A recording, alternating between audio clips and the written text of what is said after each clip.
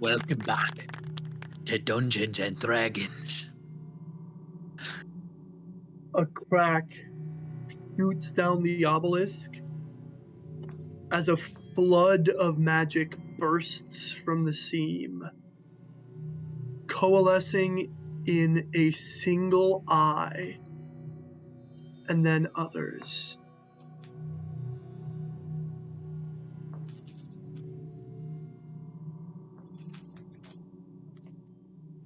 Volton, describe your character.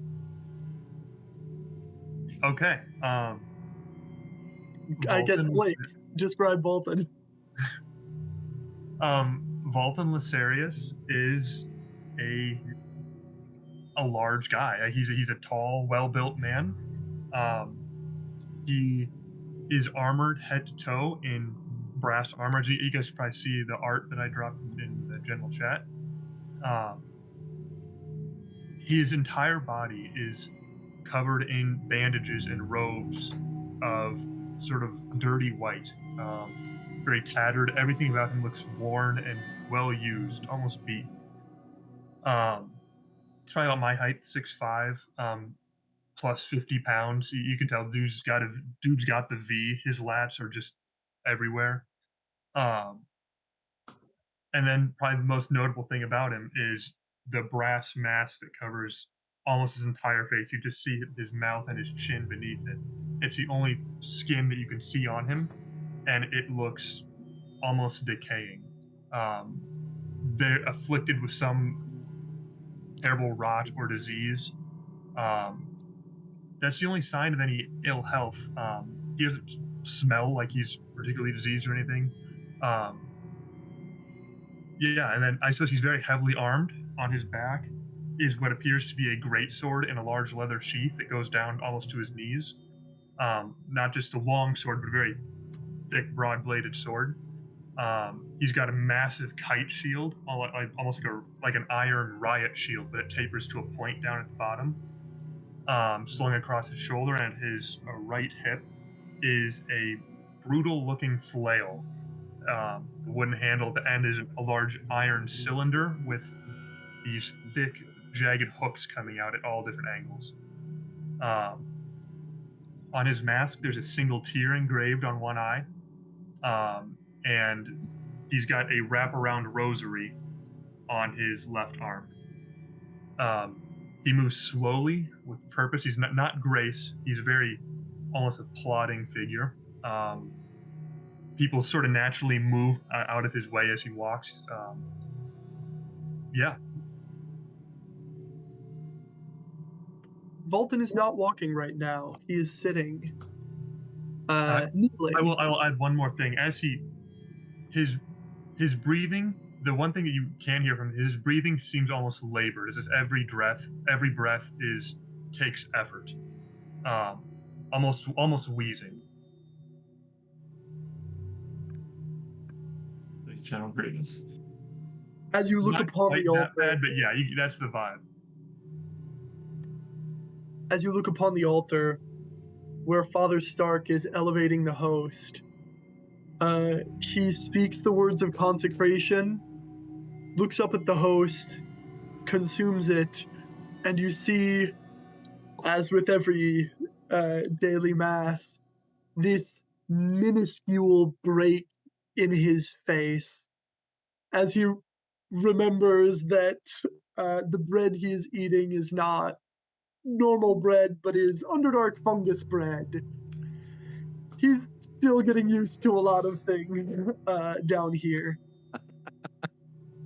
But as you look out across the church, soon to be Basilica of St. Lucia, you see a bare but lovely stone building, all made out of carved stone. It's not cobbled, it was sort of magicked together. The deep gnomes of Blingden Stone have a great skill for magical stonecraft.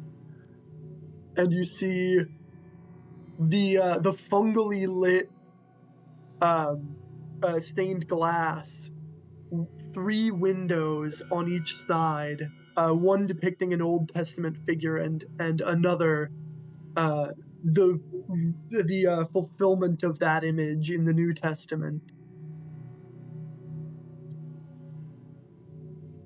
Father gets down from the altar, distributes Eucharist, and the Mass concludes as normal with the bustling air of a parish soon to be an archdiocese.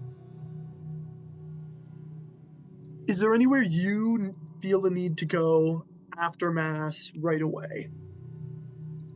I suppose I would go back to my order headquarters and see if any daily business needed attending to. If Hmm, nothing there, I would go visit with Sister Catalin. okay. All of the going back to the headquarters, another fairly drab and mundane building, though perhaps somewhat more devoid of beauty than the chapel. More Uh, more practical. yeah. Uh, the your brothers in arms are going about the day, bustling busily. Some of them are taking food over to the were rat colonies. Some of them are taking food over to the Underground Railroad kind of situation that's arisen in Blingdenstone. Some of them are taking towels or yeah, there's a lot that needs to be done, and always the Order of St. Jude is working. There's more menial labor to be done, but on finishing that, you can find your way to the sister and have a quick conversation. She sees you approaching, as everyone does. The city of Blingdenstone is especially odd for someone who's well over twice the height of almost anyone there. Uh, Sister Cataline is tall, but you are truly towering. But she smiles as you approach, nods, and moves toward you. Where, where is she right now? Is she She's actually back. She's on her way back from a short shift. Uh, Lorianne needed some help getting people situated. She didn't help move them in practice, but helped with a little of the spiritual moving in. There was a casserole situation put together. Uh, People are being put at rest in new homes. She's helping with that. I will approach her. Sister Caitlin, how Volton, goes it? uh, busy as always. Busy as usual or as always? As usual. Is anything I can do, or I'll be honest, things have been rather drab lately. With the papal nuncio set to arrive in a matter of days, I imagined plenty of work in the church, but then again, I'm not doing it, am I?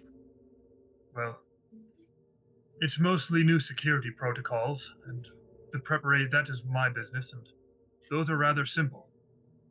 Bring in the outlying knight, small gods, prepare just as any other special event. Obviously, this one might be more special. I am Mhm. not one to prepare the mass, as you know. My men are Right. ready.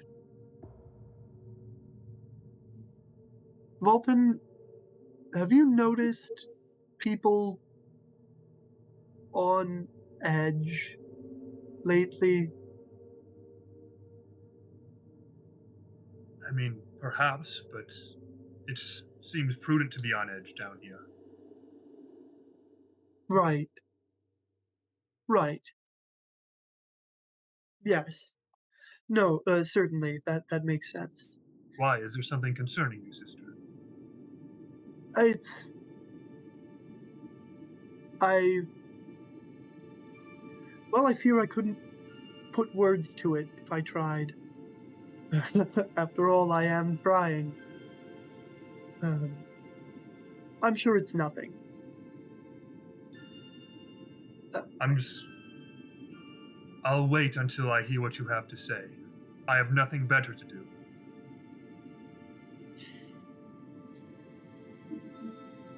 well, fine. You caught me. I'm worried. I, I've. It's not just busy. People feel on edge to me. They are uncommonly terse, and everyone's looking over their shoulders. Not you. You always have. Well, sure, we'll go with that. But for for the common folk, it's less than common, and it's got me worried. Well, I suppose I can. Would you like. I can detach a knight to be with you at all times if you would like. No, no, I'm I'm not worried for my safety. I just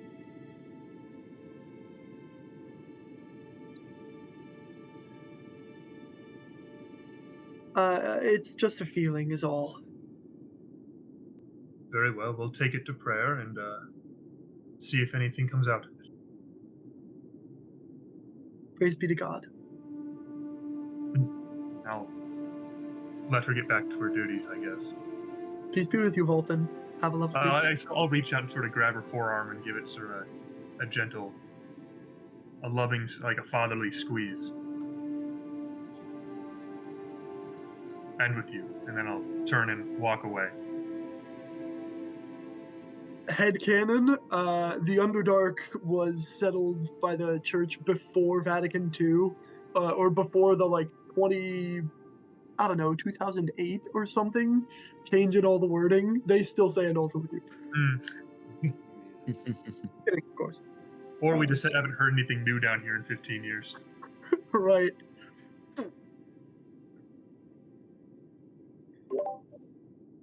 Hold on. Little guy. Hey guys, how's it going? Do you want to describe your character? I'm trying to figure out here. Do you want to deafen you so I Yeah, can be heard? yeah. That'll be great. So now I'm undeafened. Excellent. Now you can hear my beautiful voice. I'm just a little guy. Okay. So I'm just trying to figure out what screen I'm supposed to even look at anymore. So, my character is. We'll start with why I'm called a little guy. I'm 3 feet tall. Roughly. I have. Was that? You fit right in. Yeah, great. So small guy. I have 4 arms, and I'm wearing kind of not quite tunic. It's more just like a cloak, just kind of enough to cover my body. Kind of like if I were to stand still, like I could hide my extra set of arms. So just kind of and could put a hood up to kind of partially cover my face. Can't really fully cover up my mandibles as they're like sticking out a little bit. And my exoskeleton is these different shades of like dark green and black, kind of more like primarily black, and then if it's not black, it's more this dark green type of color. Where the only spots that it's not these darker colors are where there's this layer of luminescent fungus across my guess it would be technically like claws, or where the equivalent of my fingers would be, and also along parts of my head, my antenna, kind of like over my brow, and like along my mandibles as well. So dark colors except for those almost like neon fluorescent, like light green coloring fungus. And I have these brilliant green eyes that, like, if I only saw them like in the dark, it might scare you at first, but they're kind of like this emerald color that, like, you can tell that there's like this kindness and this general curiosity behind the eyes. This childlike wonder. As you approach the gates from outside, you can see, once again, bare stone magically raised from the earth. And the gates are 6 feet, which is towering to a deep gnome. And to you. So, Yep. As you're approaching the gates, you can see a guard patrolling. One of them looks at you and looks off elsewhere. By the time you get to the gate, there are 2 guards stationed up top. First guard shouts, "What's your name and business?" I'm gonna look up to him. So how high is this? Like this where they are? Are they in front of, like, just in front of me, or are they like above me? I missed that detail. The gate is actually like it's larger than most of the wall. Okay. So it's a little taller. It's So taller than 6 feet. It's it's like 8 feet. you Okay. know. So I'm definitely looking up, but it's about 3 times my height, roughly. Yeah, and Three they're feet to tall. one of the sides of the wall at 6-7 feet in elevation. So okay. They're to So one of the sides. the of the sides gate. are not at the Sorry. gate. So Yeah, okay. yeah, So they're not atop thank the you. gate. So they're but- not. I'm like, it'd be like about where the ceiling is. Okay. Yeah. So I'm gonna look at them, and like I have my hood up, and so it's kind of like, again, all I see is my mandibles. So I'm kind of looking up so I can make eye contact with them. My mandibles kind of going, like, but just silently moving, maybe a little chittering noise, and then like I just kind of like take one finger in this scrape part of my mandible, and I just kind of fling my arm just up in their general direction, and it doesn't appear that there's anything going on there Okay. until all of a sudden, like, in their heads, those hear a voice that matches the movement of my jaws, and I just tell them, "Little guy." What's your actual name? Looking at each other, they begin to have a whispering conversation. The motion that you just did, some sort of like conspicuous hand motion and then a flick of the wrist, you could see them flinch as though they were expecting some kind of attack. Having received none and instead receiving magic, though not in the form they were anticipating, they begin to whisper among each other, and you hear back in your mind, "Are you chosen?" Would I know what that means? No. Not at all. No. Okay, so remind me, Tom. I did not write it down. The name of my friend that I'm coming to visit. Yes, Dr. Dwelfin Dwerglin. I'm just gonna I'm gonna respond to them. Again, my mouth's moving, but they hear my voice in their head, and it's, I'm gonna say, chosen by the doctor.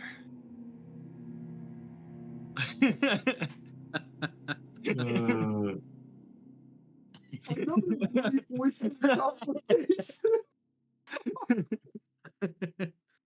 Already an agent of chaos. Go ahead.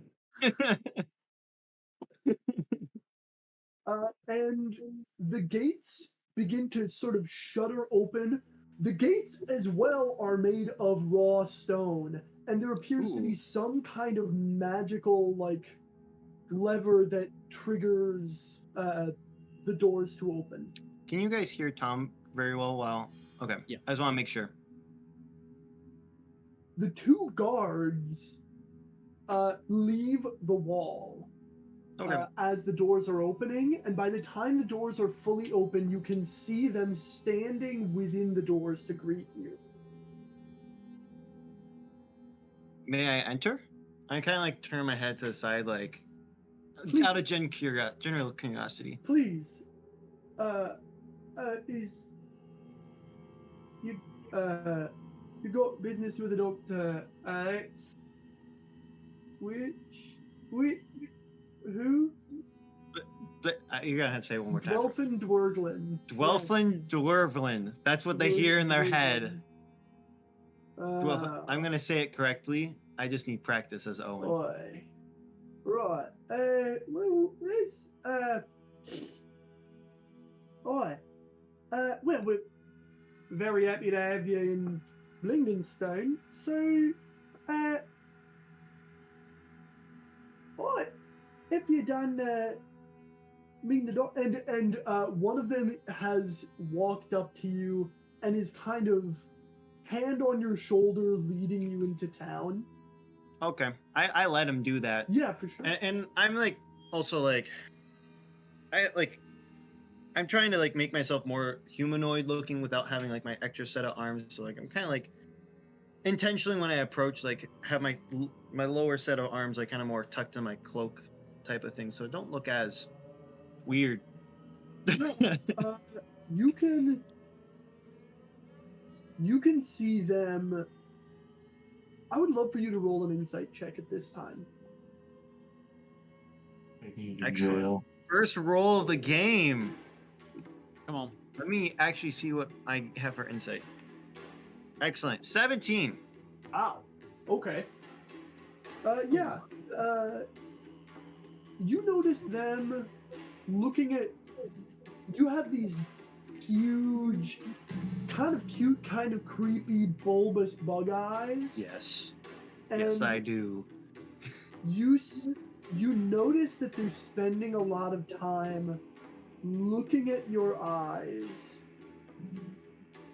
Not like into, like in an attempt at empathy, but like they're looking at your eyes. Like, do I feel like it's like they might want my eyeballs? Like, Maybe. maybe? I don't. Or are they more like, I just don't know what you are? Like, You can I pick up that vibe at all? You can't. There is a little bit of apprehension coming from them, but you can. It's palpable. There's like.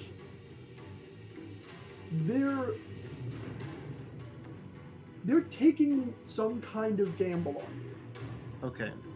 Like, they think I might be a threat, but maybe not. They've let you into the city for a reason because they think that there's a potential upside that mitigates potential downside. Oh, okay. It's like straight transactional in a weird way. Okay. Yeah, I'm okay with this. I'm gonna let them lead me in. Yeah. I stare back at you. Well, and he's kind of leading you down one of them. The other has gone back up top. Okay. But the one is leading you through a main thoroughfare and into town. He's kind of showing you around. There's a couple of small businesses. He makes great note, especially, of a particular tavern called the Foaming Mug. Foaming Mug. Yeah, the Foaming Mug Tavern. He says, Okay. and after your business with Dwerglin, by all means, come for a drink at the pub. It's where the boys go after a long day of work. I just stare at him. It's kind of like, yeah. Right. Not in a creepy way, just like in a bug way. So creepy. He maintains eye contact until he excuses himself and goes back up to his post on the wall. Cool. He's not giving you directions regarding where to find. Oh, no. Do I have any idea where in here he is? He told you he was in the southeast quadrant. Do you maintain any concept of a compass? Do you like have an internal? Is that an important concept to you? I feel like that's a great question. Like, I think being down here for as long as I have, I would have some sort of general, like, understanding of like knowing directions is helpful. Okay, good. Then he would have told you he was in the southeast quadrant. You could probably move in that direction.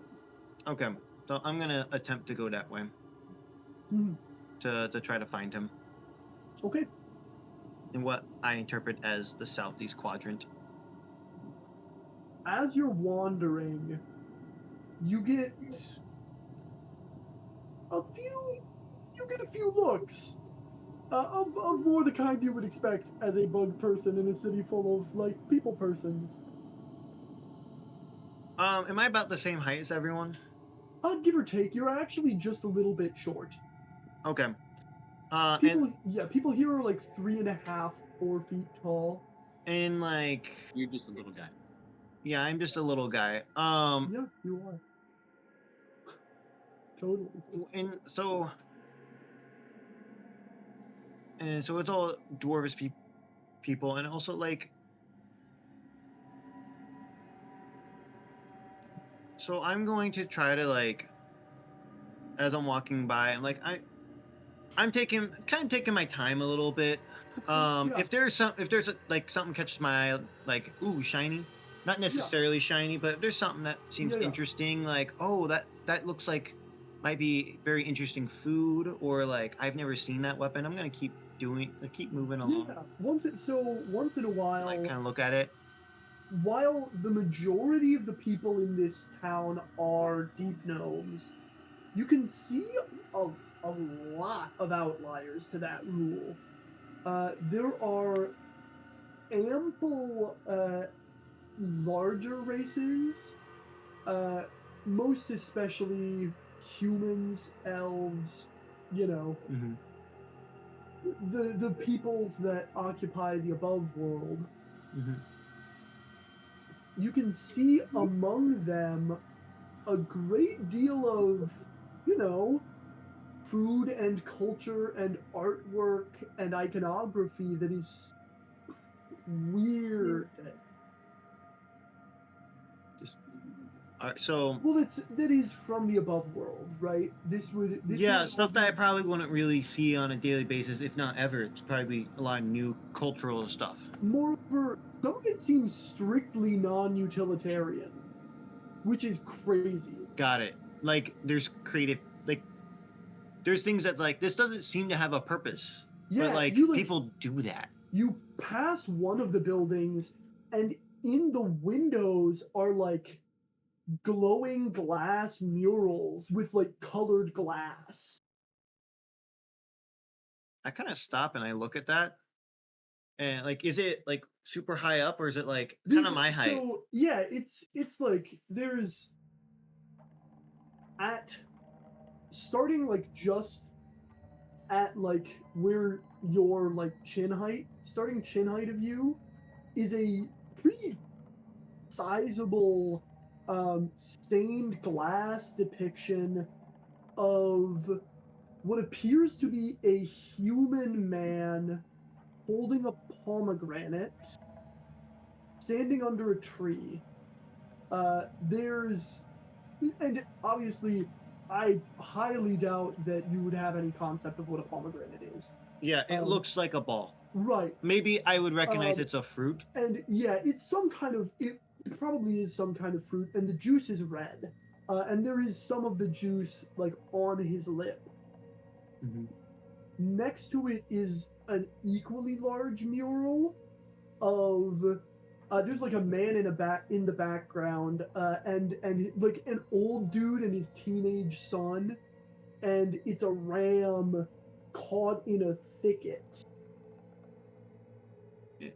And I'm assuming that like these are these like brilliant different colors that probably you don't see every day. Yeah, like Yeah. color in general is pretty sparse outside of fungi themselves.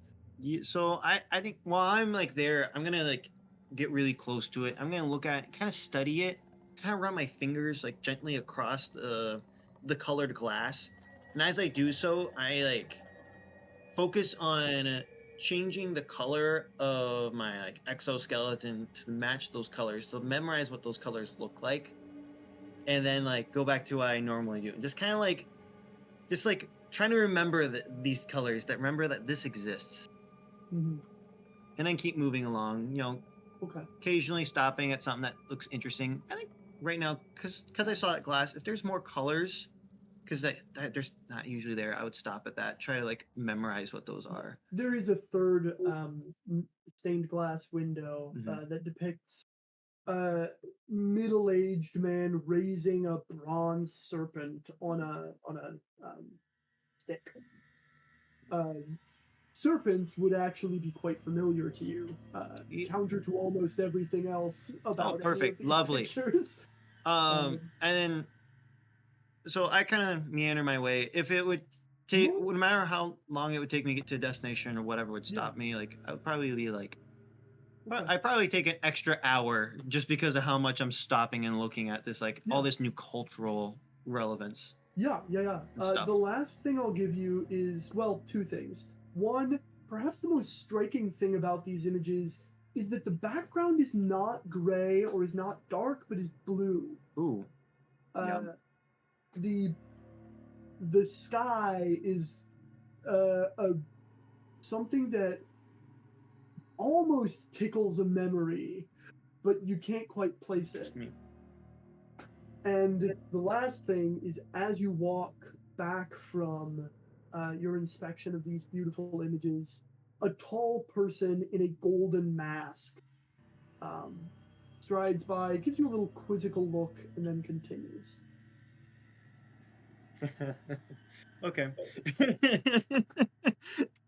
right. You want me to deafen? And as you're observing okay. all of this wonderful stuff, you come to the office of you come to another stone home. This one is lit on the outside by two little braziers of greenish flame. And you would recognize that as that's how Dwelfin would have told you to recognize his home. Okay. So that was my question. So I'm gonna go in. Okay. Do you knock or do you just? I feel like I probably would learn that people appreciate knocks at some point in my life. So Okay. I think I'm gonna like just like all four arms out. Don't and then put them back. Okay. I knock once, 4 times. And you hear in response vague shouting. You can't really make out any words. Just it's shouting. I then open the door. Okay, great. I can't speak to him back, so Okay. Mac. I'll deafen me right now so you can undeafen.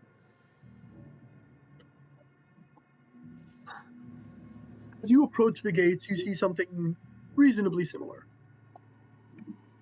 This door is roughly, big enough for you. You're pretty convinced that you could, vault over the wall given the opportunity. But you could probably not vault over the wall and the people on top of it. So you are, again, stopped outside. Oi. State your name and business? My name is Mac, and I was told to take the path down here, and I was told I'd find Blingden Stone. Is this it? It surely is. And who sent you, if I may? His name's Seth. He just happened to find me actually, and to be honest, I don't exactly know where I am, and just am looking for guidance and some hospitality, really. Would you mind letting me in? Well, you'll be overwhelmed of hospitality in Blingdenstone. Come on now. The gates open, and one of the deep gnomes is downstairs to help you downstairs, down wall. I don't know. To see you in. Great. I walk in, and nod at the fellow below me. Well, lower than me. Aw. We get lots of travellers here in Blingdenstone. One of the only safe places to pipe down and have a cup in the Underdark. You say Well- you call this place the Underdark? Well, this. You what? What exactly are we under, if I may ask? Give me an insight check as well, Mac. That is a solid 6. Come on. Great. Under the rest of the world. Is that. You're not from here, is you? No, so silly of me. I am from here. Yes, above in the upper world. That would be Faerun, right? You can see a smile beginning to spread at that. Why? Certainly. Excuse me. I must have hit my head. Not at all. Well, you got business with anyone? Truthfully, no. I'm hoping that you could point me in a direction of perhaps some sort of institution, like maybe a school or perhaps a library. Do you have any one of those around here? Well, best off you're after is the House of Dwelfin Dwerglin, Dr. Dwelfin Dwerglin. He's some kind of scholar, is beyond me. But after... I'm sure he's not beyond me, so if you would point me to his direction, then we'll be on our way. Right. Well, after your business, be sure to stop by the Foaming Mug. Finest tavern in all of the Underdark. And it's where all the boys go when they get off. I welcome you to stop by. You'll love it. And he points you toward the House of Dwelfin Dwerglin. Great. And as you're walking these halls, you see something fairly...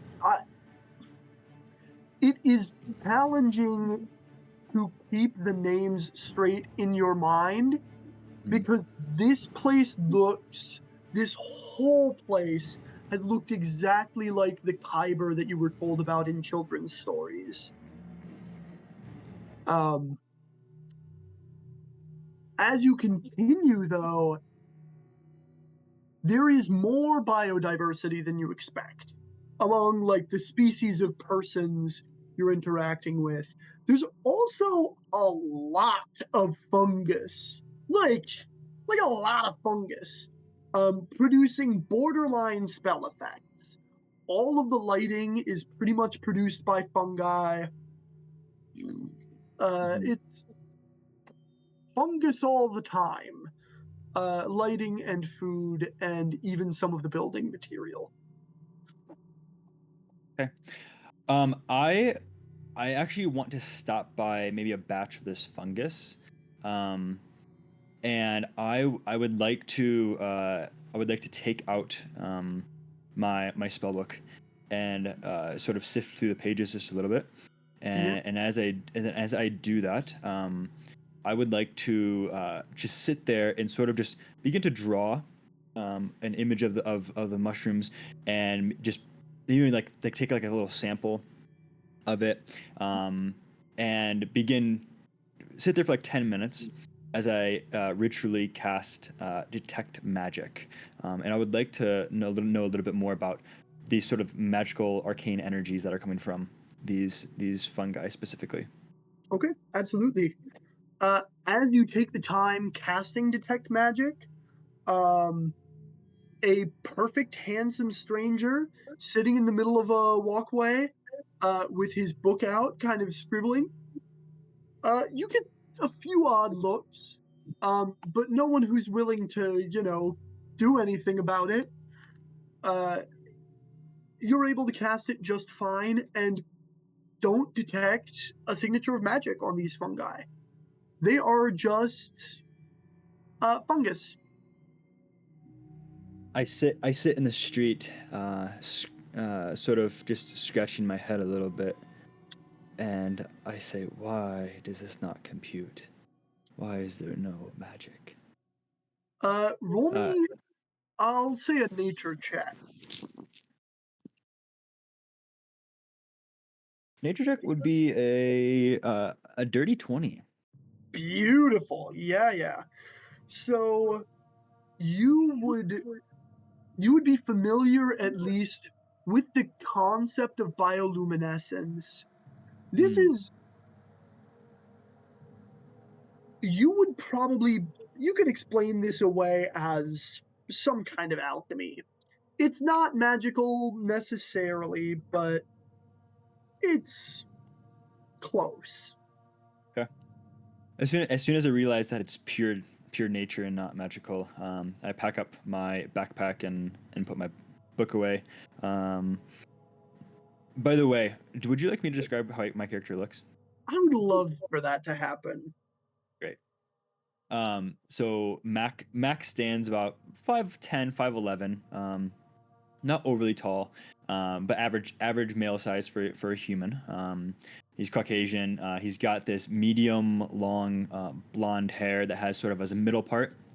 He had a very chiseled jawline and very angular features, very prominent cheekbones. Yeah, just like looks very pristine. Doesn't really have any skin blemishes whatsoever. No freckles, no nothing. Pretty bland skin when it comes to it, honestly. But he is wearing a sort of white linen dress shirt underneath that he has buttoned up completely. He has blue robes, a blue robe on specifically, and the blue robe has a hood that goes backwards, falling on his back. The robe is sort of lined with a nice golden seam on the edges that goes all the way down the back. The robe does cover his entire self so that he could wrap himself in it completely, almost acting like a trench coat per se. But he just, long, full robe on. And he does wear, his hood is off. But yeah, he's got brown boots on, some like tannish, light tan, almost sand colored pants. Wears a belt, and attached to his belt, he has his basically a holster for his spell book, as if he's willing to unsheath his spell book. He does have basically a side bag, where he keeps all his stuff. He doesn't have a conventional backpack for adventuring gear, almost as if while traveling he was not prepared to go on a long-term adventure. And so he sort of has like a satchel, if you will, that he had was taking his spell scrolls, or his parchment papers out, of which he has a large book that he did look at when he was studying the fungi, and he walks with a certain poise as well. He's got his shoulders are back, his chest is out, his head is level, and he walks very smoothly. He doesn't stutter, and he moves only when he intends to walk in the direction that he walks. Is almost robotic in nature, how he operates, and he's just very clear cut guy, and he walks very pristinely, very level-headedly to the doc's place. Okay. Yeah. There you will find Dr. Dwelfin Dwardle. The door is ajar to a building with green flickering flames. The only place where you have seen open fire, and also the only place where it's been a weird color. Good odds says that's probably your spot, but you can also hear jargon faintly drifting from inside. The delicious sound of esoteric knowledge. Fantastic. I assume this is the right place, and I knock on the door. Oh, come in. I open the door with the knob, and I push myself in slowly, almost cautiously, and I say, "Excuse me, is this Dr. Dwelfin?" Quite. Hello. And he, a short, a Blingdenstonian, a Svirfneblin, I should say, waddles up to you, chipperly, extends a hand to be grasped. I lower myself and shake his hand. Name's Mac. He is a disordered figure, has a short beard that's, like, kind of crazy, and has longish hair that's also kind of crazy. Got that Albert Einstein thing going on. I'm so sorry. That will forever be in the recording. Sure will. You can see spread all across the room fungi and fungi and fungi. This man studies fungi in a real way.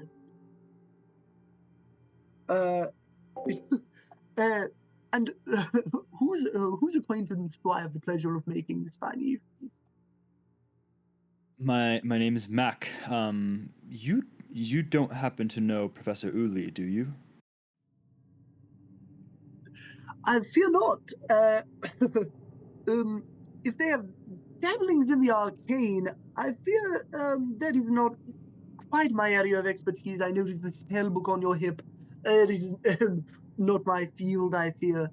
But it is adjacent at worst. And at best, we can be a boon to one another. I suppose we shall. Nature often reflects nature. Quite. And as any good practitioner of the arcane arts would be aware, spellcasting is just another one of nature's great and wondrous mysteries. Indeed. Now, tell me, where exactly is the Underdark in the realm of the multiverse? And as your eyes are scanning this room, as you're saying this, they fall on, and I do mean fall, on a figure even shorter than the good doctor. In a cloak not so dissimilar to yours. All you can see are a little pair of mandibles poking out. And you'll give me an investigation check. Investigation check would be a 9. Okay.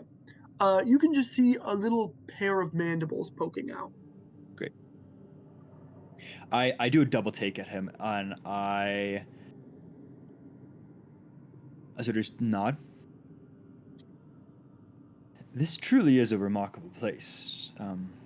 Yes. This is just my first week here. Right. Forgive me in for this place of staring at all this. What did you say? in this plane of existence.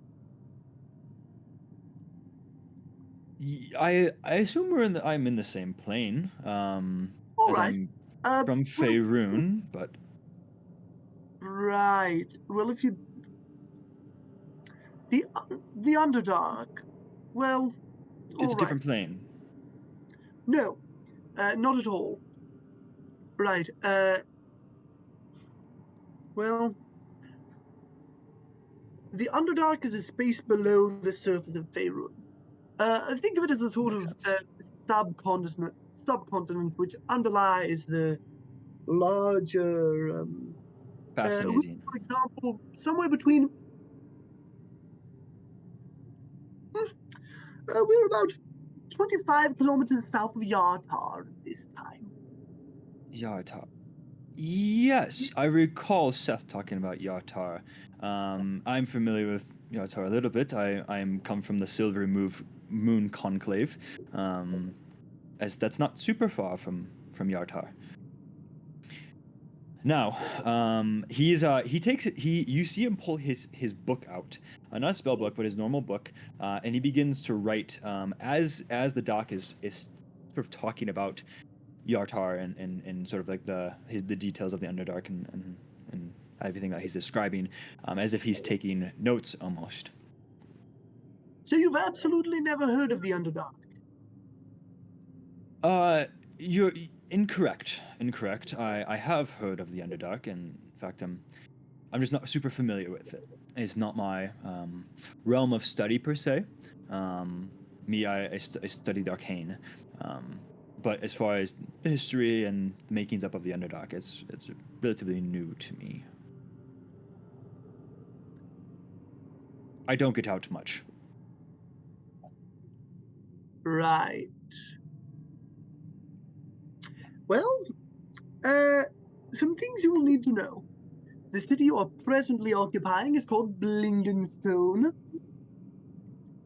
My note. people, the settlers of Blingdenstone, are called the Svirfnebli, or the Deep Gnomes, for those not native. And he's holding up a jar of fungus, is called jerkwood. And it is what he rushes over to a couch, which is framed with the same substance, and a dining room table of his, which is composed of it. It can grow up to 40 feet in height, and its spores are quite edible and make a delicious, albeit somewhat grainy bread. This is a blue cap. You can actually see this is what Volton, the hosts, are made of. You actually go to Dr. Dwerglin for your hosts and incense, and he makes all this. He's not a believer, but he is willing to help. It has much more of a conventionally mushroomy flavor. It's like got that tough sort of like rubbery, chewy situation that mushrooms have.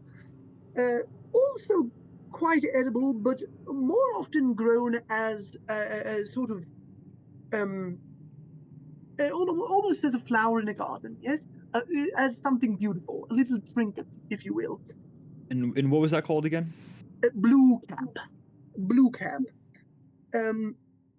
Now, one of my prouder inventions. This is, and he just goes off showing you so many different kinds of fungi. He will pretty much keep going until you stop him, or until little guy stops him. Great. Not stopping him. Okay. Just so you know, as you entered the Dwerglin home, he began to start his sort of physical with you, just getting your height, your weight, trying to get an idea of how that has evolved in the past couple of years, and probably failing to. Uh, I don't imagine you keep track of that much. Um, No, I uh, would not. Talking about diet and all of these, like he's doing a longitudinal study on the effects of rapport spores, uh, which is why you're one of his subjects. But as you're here being, treated as a Um, subject, he's, very, as he's talking to Mac, I would assume that he has like this whole time, like occasionally I want to like talk to the doctor and be like asking questions. So in theory, like he's like showing Mac stuff, and all of a sudden he's just like randomly turning to me to answer a question, and then moves back. yeah. Like he's having a conversation with me that only like he can hear. So it's a sort of like the typical emanation of light from a nightlight. Yes, they are called nightlights. We don't know when night is or how in the Underdark, but it can be tracked with lunar calendars, and I keep my own little. Anyway, the name is peculiar, but of little note. The typical emanation is excellent question. There's like a total pivot. And this happens a couple of times over the course of your conversation. But basically, we can summarize all of this with, if you want to know any information about fungi in the future, Mhm. Dr. Dwarglin can probably answer borderline unerringly. If you have questions in the moment, he has given you enough information that Great. you'll have a little Mac focus on those nature checks. Mac asks, I would like to ask, do you have a book on the fungi of the Underdark? Oh, do I have a book? Which one would you like? He points to a bookshelf where there are 6 volumes of fungi of the Underdark, from his penned by him, from his personal experiments. Do you have one that is decently generic that covers most of the fungi in the Underdark? Nothing too specific, just a general broad strokes. Volume 4. I I get into a lot more detail otherwise, and it doesn't note my methodology in acquiring this information. But if you're willing to take my word, if I may, uh, because it took the first 3 volumes were more detailed, specific. I don't have to explain myself to someone Absolutely. who isn't even in the room. I go over to the bookshelf and pull volume 4 off, and I actually sit down at a table, probably decently cramped, as I feel like I'm sitting at a kid's table, more probably. Yeah, it's interesting. Most of the furniture, so at the door, there were actually 2. There was like maybe a 4-foot door and then a 7-foot door. Okay. And, like, kind of nestled inside one another. Great. And the table, because that doesn't really function at a table, you see the table. The table's maybe 5 foot tall, which is like just too tall for deep Mhm. gnomes, just too short Yep. for like normal people to be super comfortable. Yep. And as you sit down on a stool that seems much too small, you can feel some fungus stalks that make up its legs beginning to grow beneath you. I I sort of am taken aback by this, and I sort of squirm and jolt and stand up. Oh, Like it's what? something the matter. Like what just touched me? What just. Are you unfamiliar with growing chairs? Perhaps this one perhaps seemed to want to cop a feel. I assure you it doesn't want it. It is an inanimate object. So, forgive me. He pulls out another sample. This mushroom is called a bigwig. Typically, when consumed, it will increase or decrease the size of the consumer. However, I've had some luck crossbreeding them with another strain of fungi that reacts when touched. And there is a whole nother tirade beneath that Great. that I can get into if we want to Mac- roleplay fungus facts for 2 or 3 hours.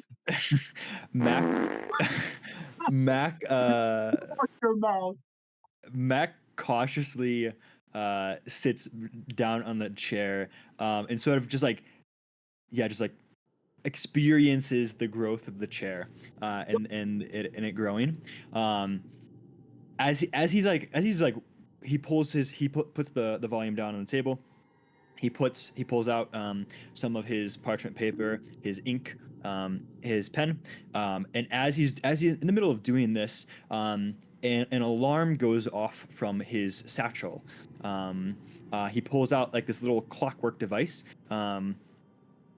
hits the top button, puts his hood up, waits about a minute, takes his hood back down, resets this clock, and then clicks it and puts it back in his satchel. Oh, awesome. Well, Guy, what's happening to you in this time? I'm more or less.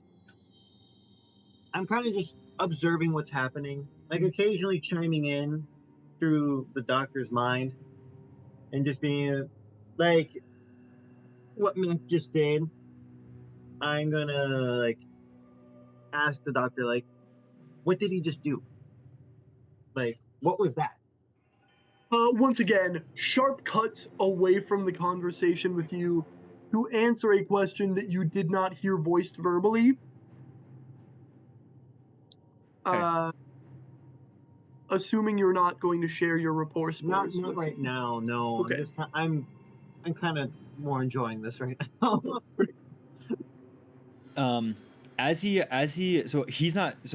Little guy is not talking in English or common, right? He's not talking at all. Okay, great. Yeah, he Great. does not say anything. He's speaking solely through telepathy, Okay. to which you are not privy. Okay, so the doc is currently responding out loud to. Yes. I look at him. I say, "Who are you talking to?" Well, I forgive me. I don't know that I gathered a name. You just made a little joke when I asked, and then continued to Little guy. It wasn't a joke. I'm so sorry. That's so insensitive. I did not mean. I did not mean anything by it. Verbally, like he doesn't hear what the actual name is, so that makes it even better out of context. Beautiful. You're and that's a perfectly fine name to have, and I would never It means strong but mighty in my tongue. strong but mighty. Not at all. That's so there's two kind of synonyms.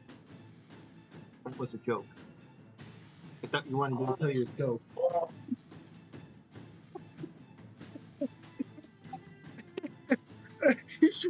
Oh, ooh. Mac, I'm gonna stand up and start walking towards you.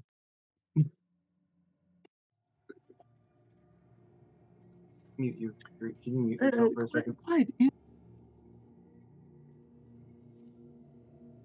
All right, Mac, you start seeing this creature stands up, and he takes off his I can't think what Well, this is. Hood. Thank you. Yeah. Takes off his hood, so now you see not just the males, but this whole insectoid head, and he starts just walking towards you, like not particularly trying to be looking threatening. He's just kind of walking. And I can't stress enough that he is 3 feet tall. Oh yes, I am short. Could- As you walk, little guy, you see Mac's electric blue eyes just staring at you, calculating what the heck you are.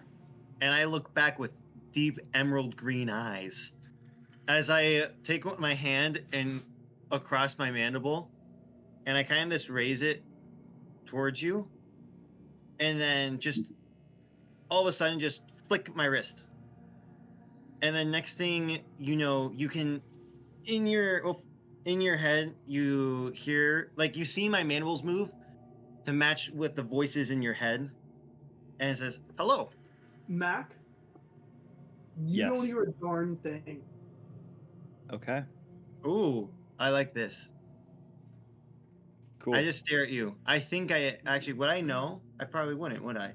I You'd look. be able to tell that there was no connection there. Oh, okay, then I do that. I kind of look at you, and I look confused, and I looked over, and it's like, it didn't work. This It and I didn't look work. at the doc. I say, does he actually talk?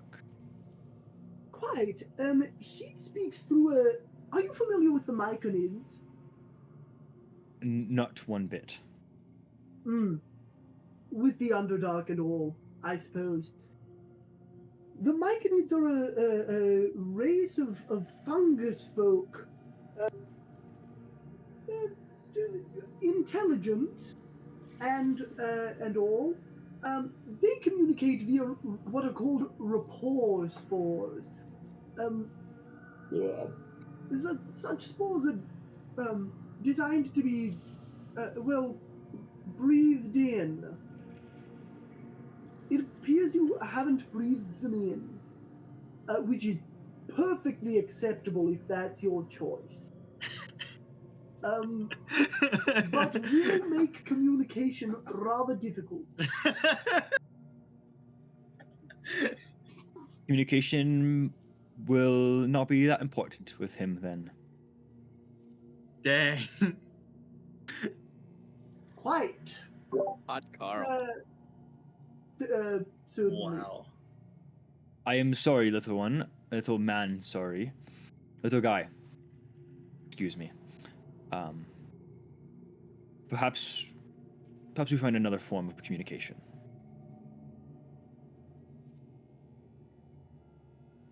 Are you familiar? Do you write? I'm assuming I'm literate. I do.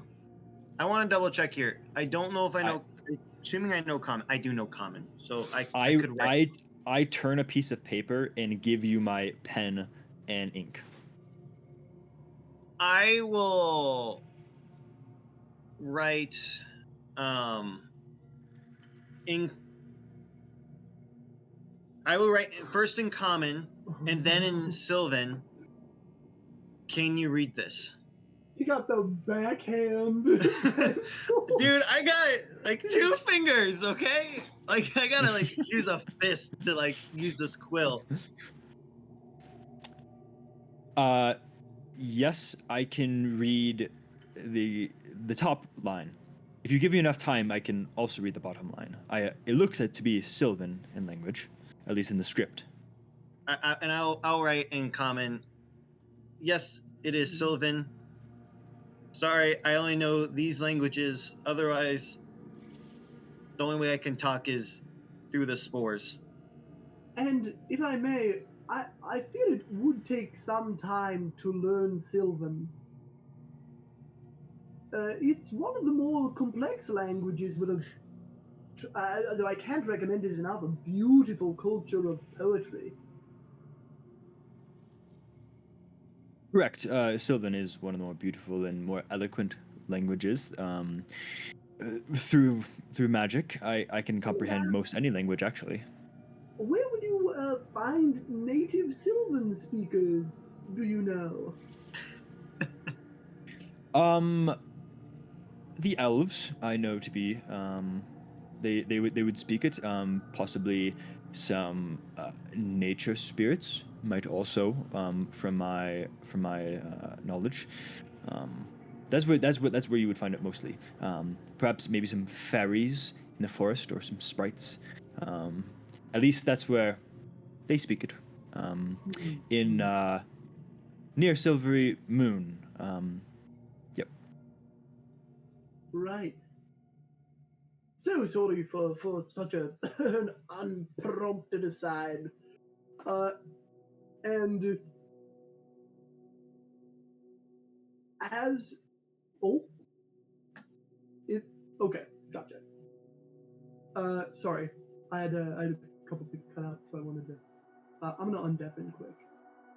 Give me 1 second. I need to pull up the right thing.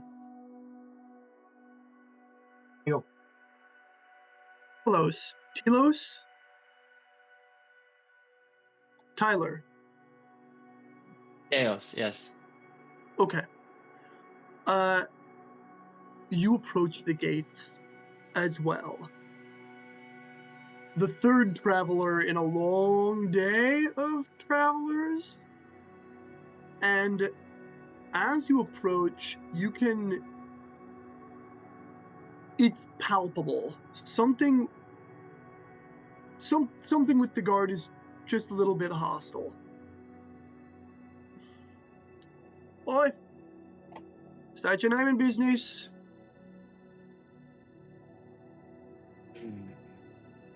Chaos. I seek entry to the church. You can see two guards up there whispering with one another. Which church?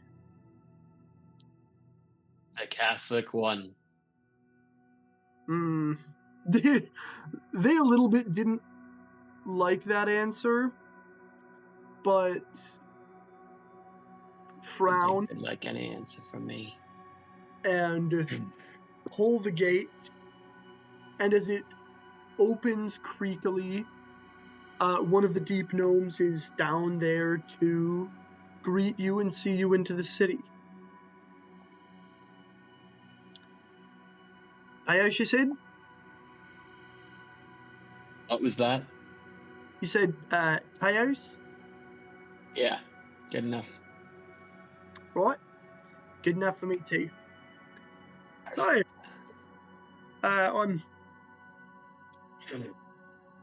I've been told there's quite a new band of folk coming down to be part of a Catholic church.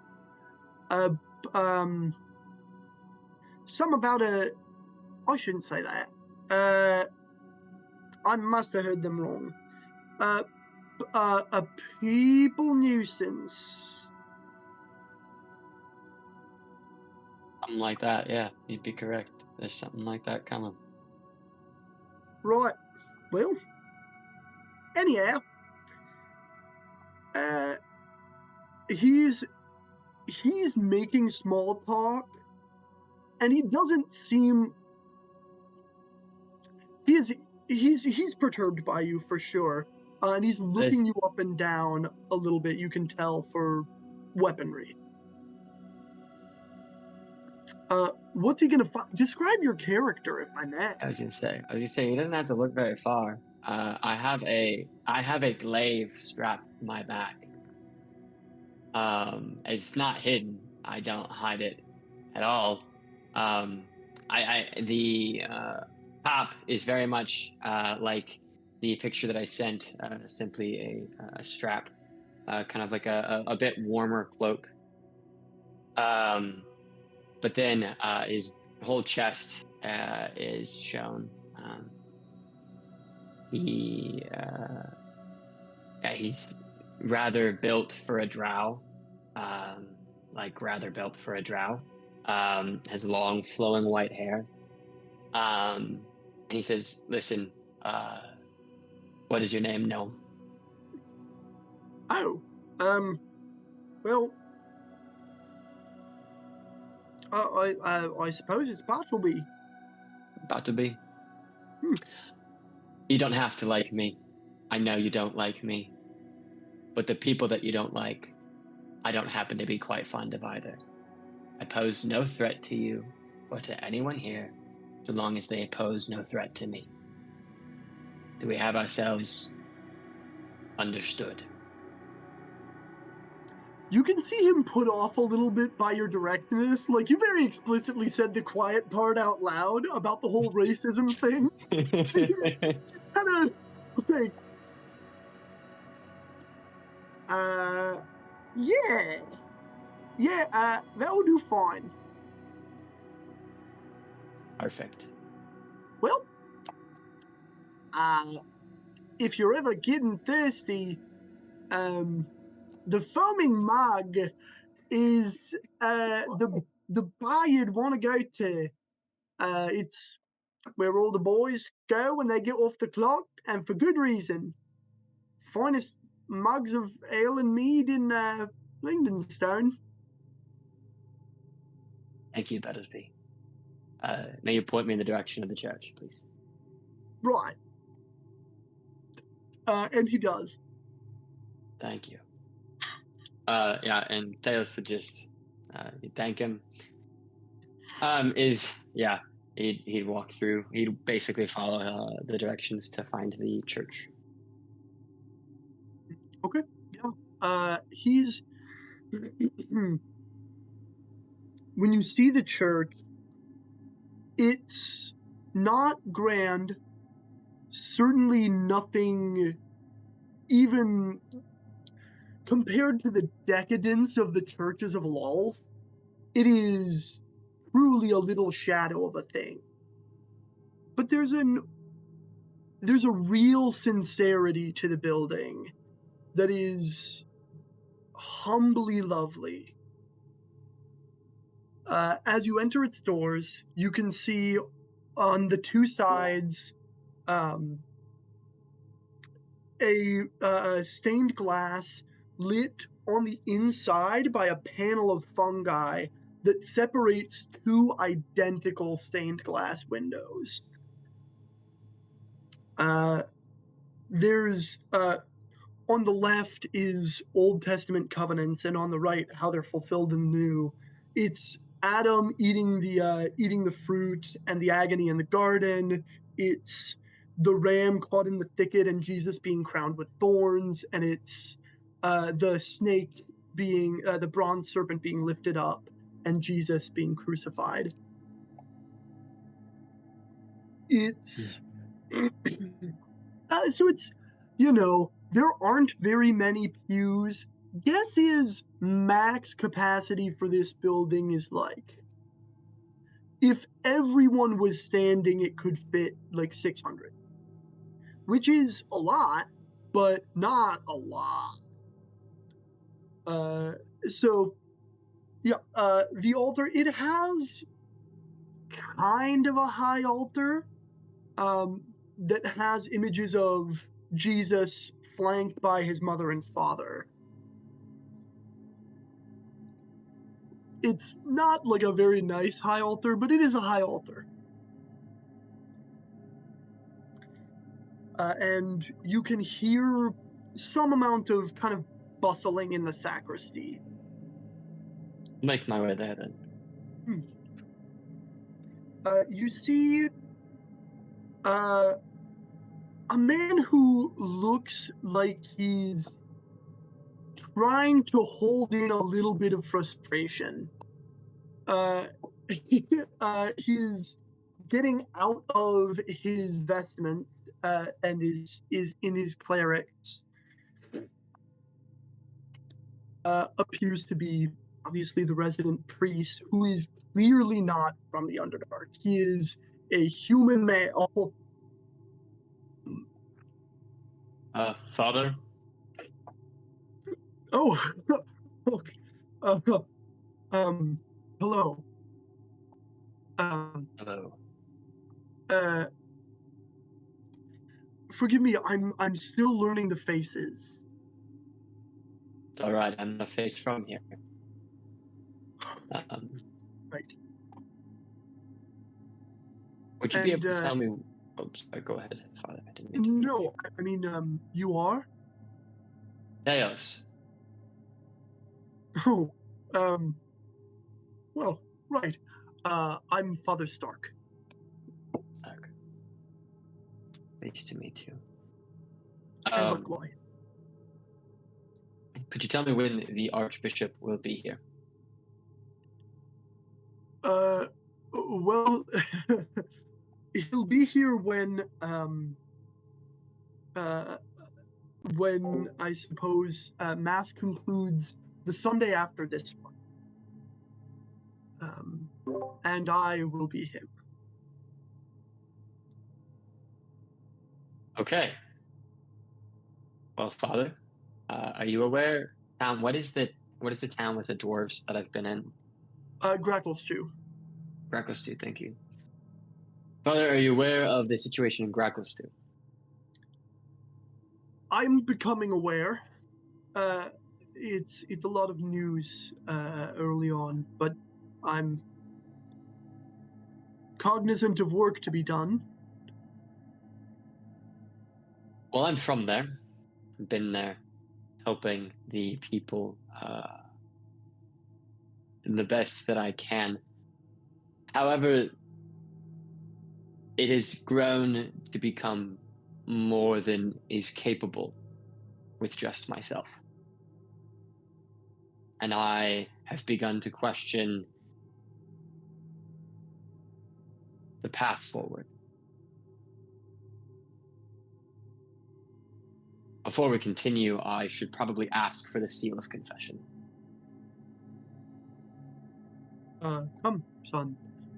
He walks into the confessional with you. I begin the way You anyone guys begins. go to the other chat. No. I want this to happen out loud. Don't break the no. seal! Don't break the seal! If I was an ordained priest, I would be sweating bullets right now. Yeah.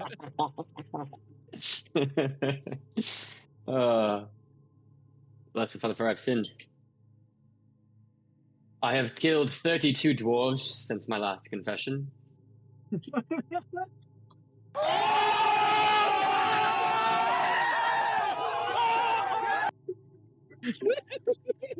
Is there a base button? Is there a... Sorry. Killing heretics is super not based, and it's definitely not what the church is about. Just an official statement from the Archdiocese of Dubuque. Murder gets a super poop emoji from me. Even if they are heretics and enemies of God. I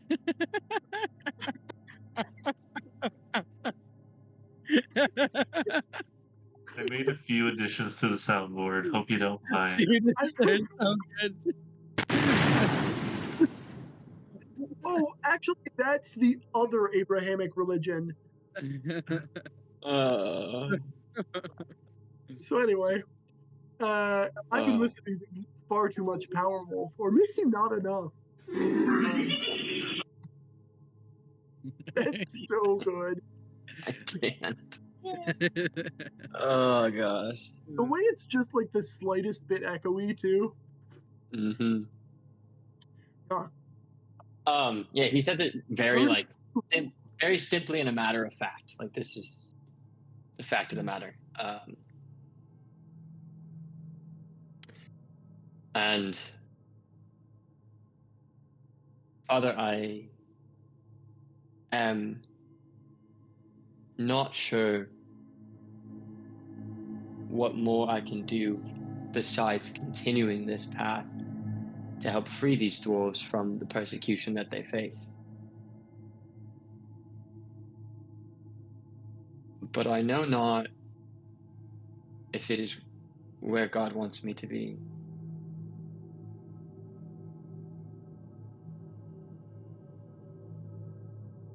Can I tell you something, Father? My lips are sealed. Father, I have been touched by God himself. And while it might seem brash,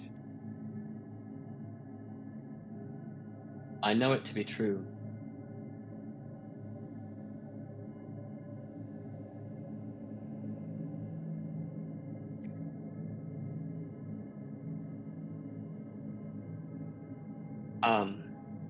He kind of like, Teosku's very nervous, very anxious.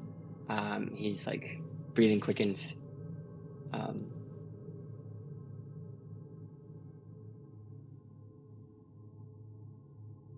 I'd like to show you if I can. And all of a sudden, from his back sprouts two just beautiful wings. And he almost floats in the confessional from where he was sitting. They're like, you clearly don't fit in the confessional. It is very clear that these are wings, and he's kind of like scrunched in to this confessional.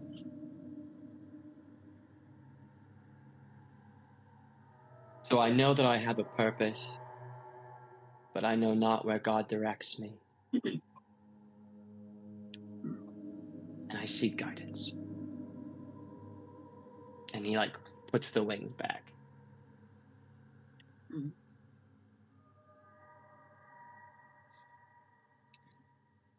Well, forgive me, how long had it been since your last confession?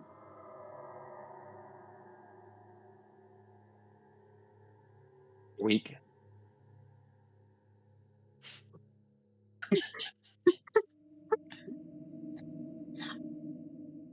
A week? I've killed 32 dwarves since my last. Yeah, like 3 years. No. 7 days. How many dwarves per day is that? How many dwarves per day? Tell me. It's not even 5. Oh, okay. Whatever. 4 or 5 a day, yeah. So funny.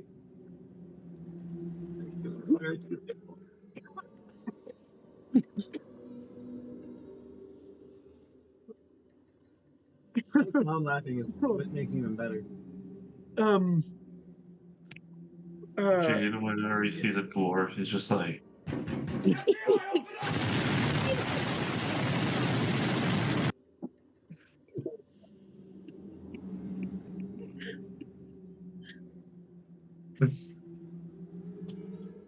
Oh my god. Well, first know that whatever you've done, God has forgiven you. Our Father is eternally merciful, and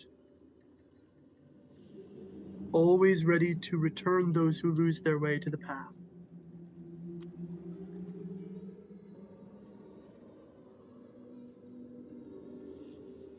The church has always been persecuted, most especially in its earliest days.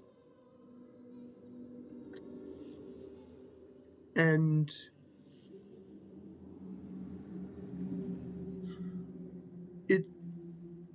that reality has never to me been more stark than I presently find it. We are, in our best moments, a welcome guest, even in Blingdenstone.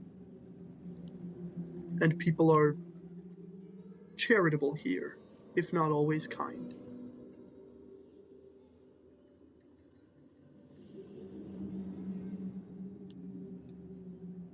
If you're looking for an end to the persecution, I fear you may not find it. And I fear it may not be God's design.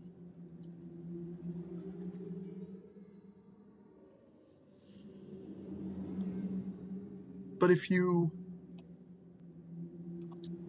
continue to pray, I'm sure that you will know your path forward. And he gives you a series of gospel readings, most especially regarding the conversion of Saul, the crucifixion of Jesus. So, as your penance, read through John's crucifixion narrative and spend some time pondering on Jesus's character in the times when he is being persecuted. He is indeed our ultimate guide.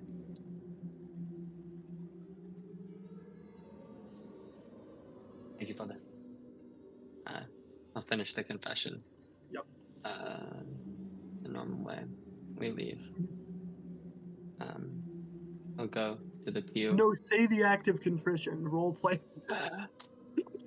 Sorry, go on. Then he'll go to the pew and he'll pull out a Bible and he'll read through it. And he'll sit there for a while, just thinking about his next course of action. Volton, do you want to run into Teos? Sure. I assume this is later in the day than when I started. Yeah. This is, you could well be stopping in for a holy hour at this time. Yes, I'll probably come back later in the day after I tend to my daily business. It is uncommon for you to see many new faces that weren't introduced to you explicitly by someone, and Yeah. usually sister. Yeah, no, I'll come in. Again, not very nonchalantly, very noisily, with perhaps with reverence, but like a tired reverence.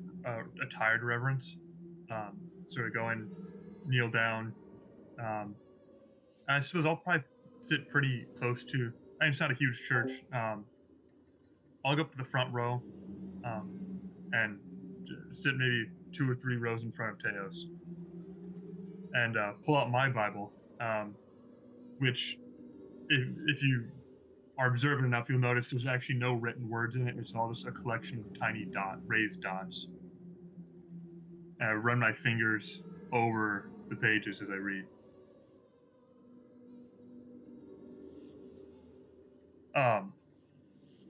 Jane, Teos, how long are you just praying your penance and leaving?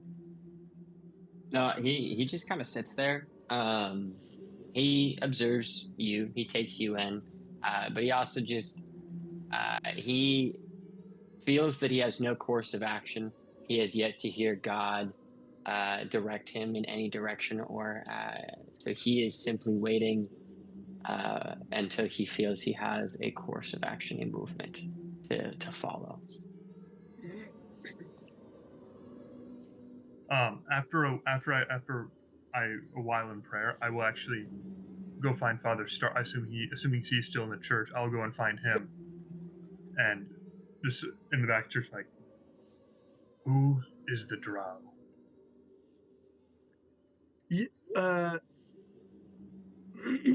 Is that a problem? Drow are usually problems. I suppose that is what the stories say. That's good to know. This is not stories. A large part of my job is keeping them away from here. And now there's one in our church. And he is a Christian. I've never met a Christian drow. Neither had I. What is his name? Teos. And why is he here, Father? He's from the burgeoning mission in Grackleschew. Burgeoning, that's one way of putting it. Do you really believe that, Father? Not that he's from Grackleschew. I would believe, sure, but do you not know how things are there?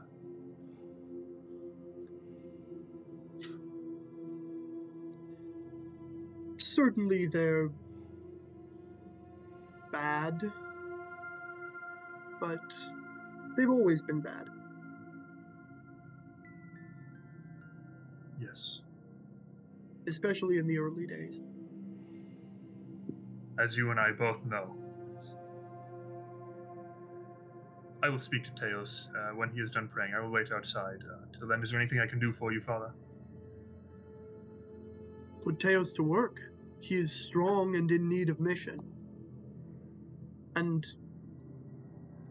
when I say strong, and he leans into you at this time, when I say strong, I mean to say he may be quite dangerous.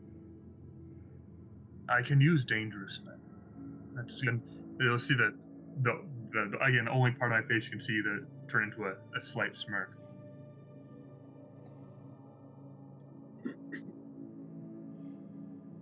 Good day, Father. I'll sort of nod to him, and I'm going to stand outside the door until Teos walks out. But yeah, I mean, you probably sit there for like 15, 20 minutes. But after that, Teos would walk out of the church. I'm just standing there with my arms crossed right at the main door. Teos. Yes? You'd be correct. Do you know who I am? Not a clue. My name is Vulcan, Sirius. I am the master of the Knights of the Order of St. Jude. We are servants of the church. That name you would recognize. There are a couple of members in Grackleschew still living. Your order I recognize. Your men fight well. While they can. That is our duty. To die. I do that. What is your duty? Why are you here? It's a great question. I'm still searching for that answer myself. Perhaps I can help at least temporarily, while you continue your search. I'd be happy to help in whatever way I can, while I continue to seek my own answers.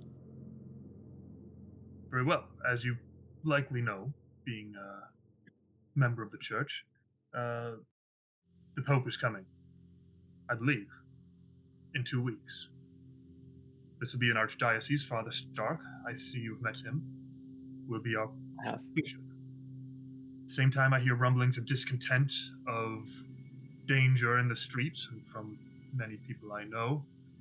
We need all the muscle you can get in preparation for this event. I'm happy to be any muscle you need. Very well. If you need a place to stay, you can stop by our headquarters. We have a small keep in X quadrant of the city. Sure. Otherwise, I hope to see you around. Report there whenever you're ready to be of further assistance. In the meantime, it's good to meet you. And it was well, Volton. Then I will turn and head probably to the Foaming Mug to see if any of my guys or any of my knights are there. See what they're up to. Okay. And forgive me, Thomas. Describe Edwin Stormcrow as he puts on a little show for a group of kids. Yes, it's okay. Um, Edwin, you see a dark, darker owlin, um, with folds of black feathers that almost have a glint to them. Um, and you see sort of he's wearing these robes that you can tell were once uh, sort of higher end, sort of like almost like pretty extra uh, as it like as he's putting on this like performance for these children. And you see as you look up his body, you look to his face, then you look a little higher, and he has where owls have some pointy ears, right? And where you would normally see those, you see two little Tesla coils pointing up, uh, up above his head, um, and you see electricity dancing between them. Um, and and for part of the show, you see him sort of just like he has a staff as his focus for his dalliances. Question: can you tune the Tesla coils on that are your ears? Can I tune them? Yeah, like I don't there's know. you in real life, Tesla coils can be tuned. You can adjust the pitch of the lightning as it strikes them, Oh, and it actually creates a style of music that sounds a lot like um reminds me of the Sorcerer's Apprentice. it's Uh, almost yes yeah, What I was thinking that's too. ding, that's ding, literally what ding. happened in that scene. Yeah, um yeah. I mean, I would say probably yes, but in terms of magic, it would be done magically. I feel, uh, or biologically, frankly, I don't really know. But yes, I think that's part of the performance. Is like there's almost like a song dancing as the lightning is dancing forth, and his staff is kind of like this dark black, kind of matching his like robes that have like kind of a golden embroidery, but are a little tattered from being in the Underdark. Um, and he, uh, so on the top of the staff is like there's a little orb.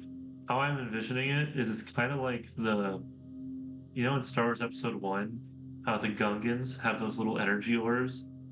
It's kind of like that, like a little bitty one of those on top of my staff, uh, and um, you'll see like he'll say like pull, and they'll shoot like throw a little disc out, and he'll shoot a little bolt of lightning at it, uh, and just like doing like fun little tricks like that, and yeah, shooting some little electric sort of firecrackers out. yeah. Um, and he's just like a very playful with the kids. He's like just creating a little minor illusion out of like mostly just a projected image that kind of moves along from the staff. Um, Yeah. yeah, lots of fun little tricks like that. This is like a little gaggle of like it's mostly young kids, but there's actually like there's kind of like there's a couple kids that are like 10 that are going, bro, this is kind of like this is actually kind of wicked. Just, you've got this very interestingly sort of an aesthetic that's almost like kind of black and gold. That's very regal but dark. It's got this like Black Adam thing going on, and then yeah, you're just like a fun guy, playing tricks for kids, and it's like shooting lightning everywhere. It's cool. yeah, and the tune of the music is definitely Axelaf. Um, if you're familiar, the do do do do do do do, the Oh, Crazy Frog. Yeah, if you're Yeah. you're familiar with Crazy Frog, but uh, yeah, because that's fun. Beautiful. Yeah. And as you're kind of whipping up this energy for the kids, they're like having a good time. You're having a good time. And as the show concludes, there's a small chorus of cheers, and this is the middle of a marketplace. It's you know, you're entertaining, like low key providing daycare, for a lot of parents. You get paid for this, Mhm. um, and you know, their moms return to pick them up, and they're like, "Thank you so much," and you Of know, course.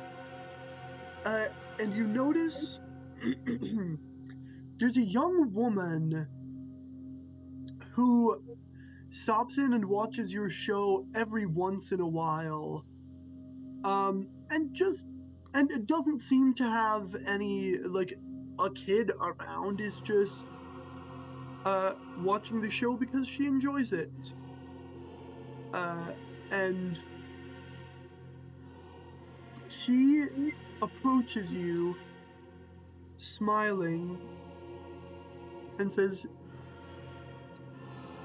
"You do such a wonderful job with the children. I'm so impressed by your work." Thank you so much. What's your name? Oh, uh I'm Layla. Leila, I'm Edwin. Pleasure to meet you. uh how long How long have you been in town? I've seen you a few times, but it's so recent. Yeah, it's. What did I text you, Tom? I don't remember. You've been in town about a year. Okay, Uh, that's what I thought. this show probably hasn't been together for more than a couple of months. hmm Yeah, so I've actually been in town for the better part of a year here, but I just recently started my work in this capacity, so that's probably why you haven't seen me around as much. Right. Of course. Um, well, uh, I, you have any questions? I guess what no, brings not at you? all. She begins to blush a little bit, and withdraw slightly. Uh, just to offer a compliment is all. Um, Well, uh, thank you. I hope to see you around more. Likewise. All right. Uh, she departs. Uh, yeah. So you're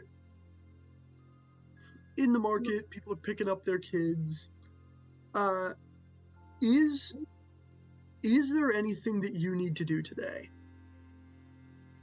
Um, I hmm, generally okay. I will.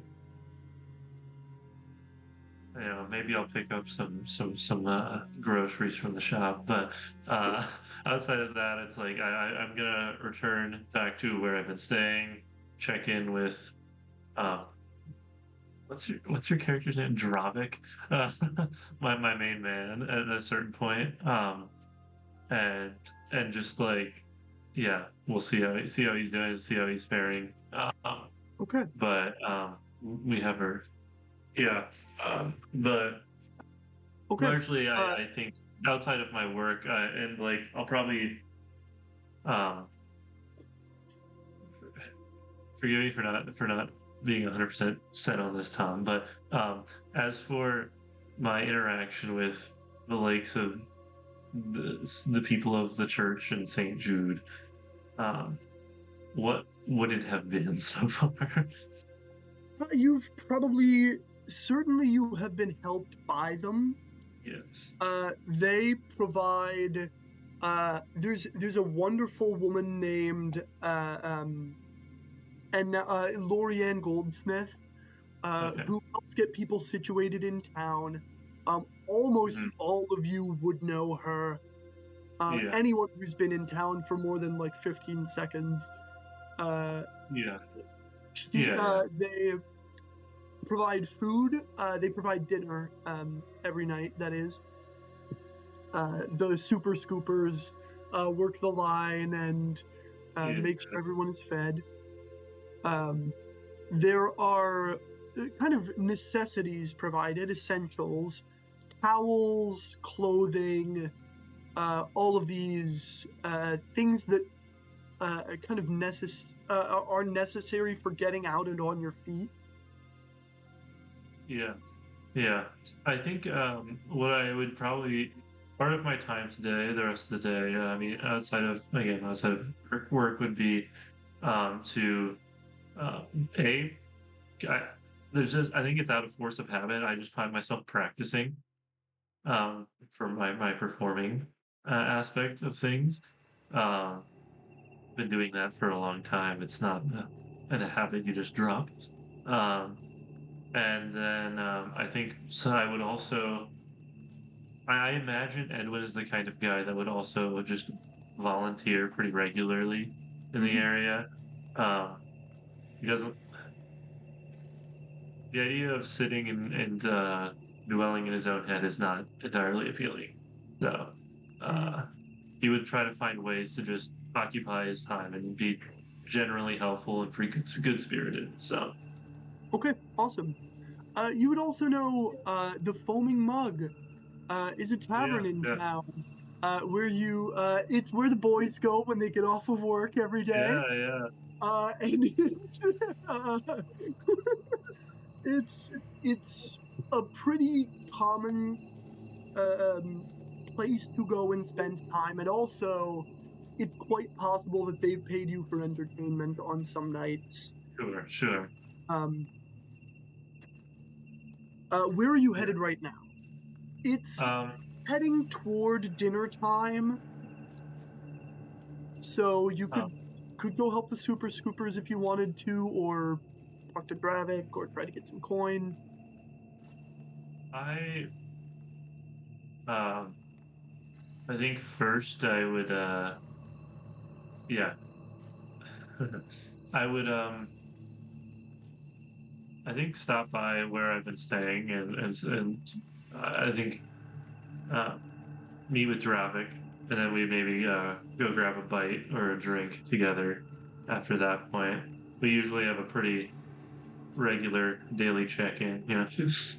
When we get back from work and keep in touch. So I think that's where I would head first. Then let's flash forward a few hours in time, or flashback, I Uh, suppose. and Dravik's Uh, turn. Dravik, you're playing cards with the were rats. Uh, it's tensions are high. It's um, it's a new moon day, or it's a full moon day, or at least that's what the calendar says. Obviously, there's no way to tell in the Underdark, um, but for that reason, the were rats keep pretty detailed calendars. Um,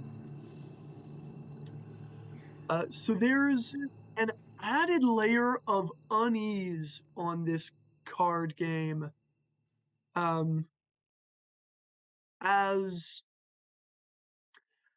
it's obviously it shouldn't, it should be another 4 or 5 hours before anything really happens. But this is probably the last hand of the night, and Bulger uh, tosses his hand down, folds. There are two other were rats that are sort of you get it. So Bulger, Johnny, and Scratch are the three that you play with most regularly. They're around this table. uh, Bulger just folded. Johnny has a notoriously bad poker face. You can already see that he's thinking of folding as well. Scratch is projecting confidence, but he always does that.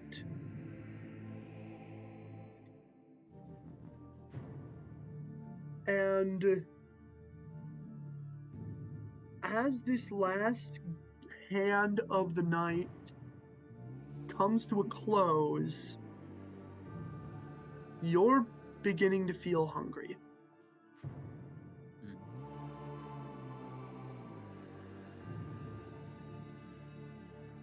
So is the hand done? Or are we in the middle of it? Not quite. Okay. Johnny and Scratch are looking at their cards. Johnny's not liking what he sees. Scratch looks like he is.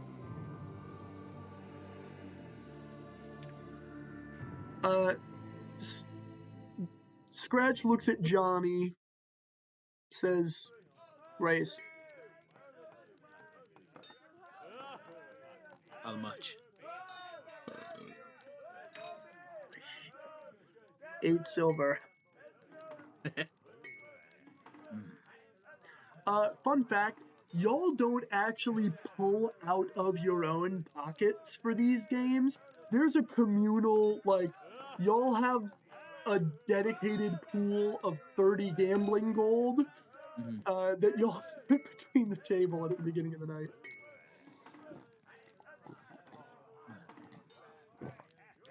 Only 8 silver, my friend. Sounds like your hand. Only 8 silver. I don't see you raising.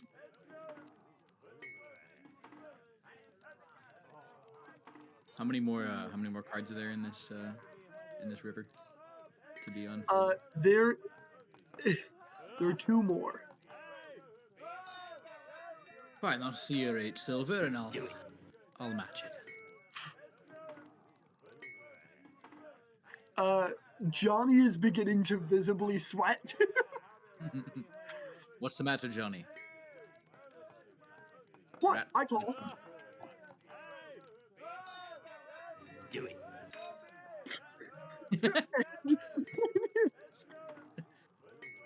And Scratch is like, okay, this guy.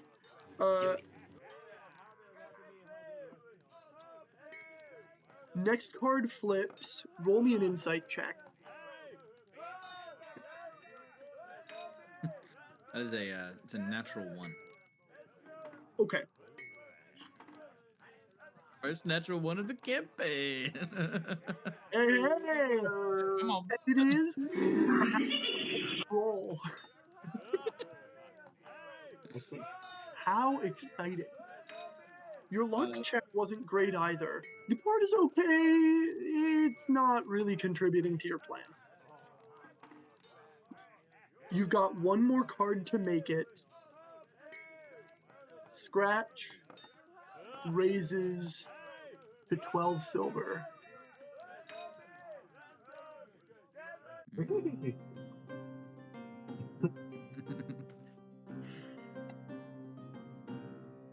Scratch. Now the gold's down, you're not feeling so confident? 30 silver. I slide it across the table. Johnny folds immediately. Yeah. He had nothing in his hand. It was like a pair of 9s. Yeah. Sorry, a high card 9. Scratch looks at you long and hard.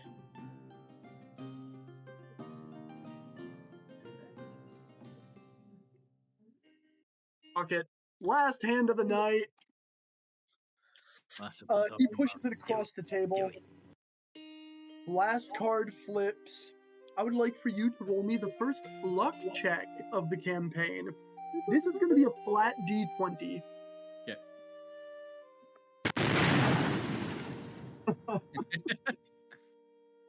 That is going to be a 9.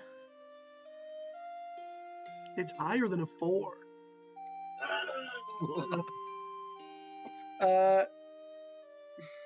You put down a pair of jacks. Pretty good. not great. Scratch puts down high card king and says, all right, you got me. You got me. Drivik kind of gives a little, like a slight half smirk. Otherwise, kind of unnoticeable emotional change. All right, good day. Scratch. You're gonna have to. When are you gonna learn after all these years we've been playing? Or here, perhaps. You can't bet against me. Not What like did that. you? Okay, one lucky hand doesn't give you. Well, boys, that's about it. And I kind of stand up a little abruptly, and I put my gold and silver and kind of pack it down quick. All right, we should start retiring early tonight. Best of luck. I hope your chains hold, my friends. And I neglected to describe the were-rats. Living in a shabby, breezy home made of jerk wood, the sort of wood-like fungus that Dr. Dwelfin Dwerglin described earlier. They're a little bit ratty, but they're a group of deep gnomes for the most part who are infected with lycanthropy. All of them have a bite mark or a claw mark or some kind of signifier that essentially serves as a brand that in many ways forbids them from entering society. So, y'all hang. And as they're retiring for the night, there's a room where you can kind of just step aside if you would like, or you're not sure you can get all the way home. Yeah. Is why I say this. Just want to mention this quick. I probably should head out in about 15 minutes. It's been almost 3 hours, so I'm just getting to that. I just wanted to let you know. Okay, gotcha. Yeah, I'm gonna kind of look around, look at the room. Screw it, and I just take off toward the city, slightly salivating a little bit. Oh wow. I'm going. Okay. Yeah, are you making a break for your home, or trying to just find a very swift walk? Because it's yeah, I guess what's the path like from the colony back to you wouldn't want to live too far away from it, but it's probably like at least half a mile to anywhere that's really settled. Yeah, I set off at a swift walk out, and kind of glancing around if there's any small like caverns, little crevices on my way. Yeah, absolutely. And I think you would probably know somewhere that you could take a pit stop. Yeah. About halfway back to my home. Yeah, there's kind of a darker cave you can kind of see, but then it slowly shelters off. I just look around and quickly step inside. Yeah, once in there, I just take from my my traveling pack this just small black leather sack, and I just put, almost like putting on a pair of pants, I slip it over my foot and disappear for about 30 seconds or so, and emerging back out with a neatly wrapped parcel, and I'm kind of wiping my mouth a little bit. stuffing the sack back in. I put the parcel just kind of in like a little pocket to the side in my cloak, and I continue on my way. Okay. Yeah. As you head on your way home, obviously Edwin is going to meet you there for another 15 minutes, give or take. Yes, I am. Edwin. Yes. Pleasant Hello, surprise. Dravik. You made it back. How was the day? It was good. I helped a little bit with some of the repairs around the colony, a little bit, and then the usual cards. So Yes. Do you fare well tonight? yes, we're tonight. I just used the locker. That's about it. So. So I was referring to how'd you do in cards. Oh, sorry. Apologies. I won. I actually have quite a bit of substantial cash to wave around tonight, so perhaps we Hey. might stop upon the the usual spot and maybe grab a drink or two. Yes, for sure. We can celebrate. Well, that's wonderful. You and the But kids. yes, we should make sure we. He said you stopped at the locker, right? Is that what he said? Yes. Yes. I did. Yes. Sweet. Good to know. Oh, wonderful. Well, shall we head over to the what's it called? The foaming mug. The foaming mug. Ah, gosh, that sounds terrible. Oh, it's the place where the boys go after we get off of work. So it's Yeah. like Suppose we're off the clock now. We might as well make the most of the night. But maybe there'll be some interested what are they called? Deep gnomes.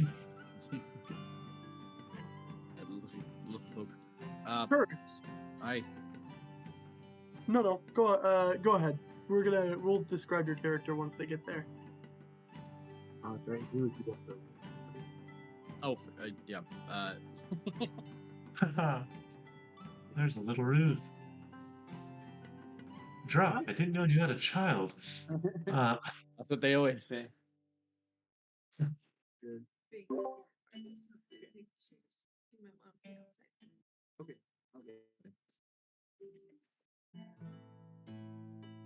What if level 4 I get the chef beat? How does that make you feel? Are you feeling satisfied enough to be comfortable out there? Yes, I'll be fine. I packed an extra snack. Yes, good. Perfect. Don't worry about me, friend. It'll be fine. I rarely do. How were the kids today? Oh, they were wonderful. They got a kick out of the Axel F theme music playing from the Teslas today. They thought that was fun.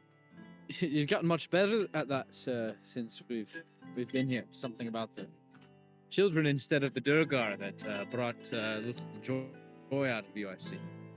Yes, there's there's something to be said for performing for an audience that doesn't enslave you. Hey.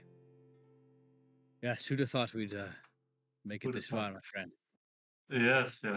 We thought we made it all the way out here, for sure. But it's a much better place. And much better Drink people. it is.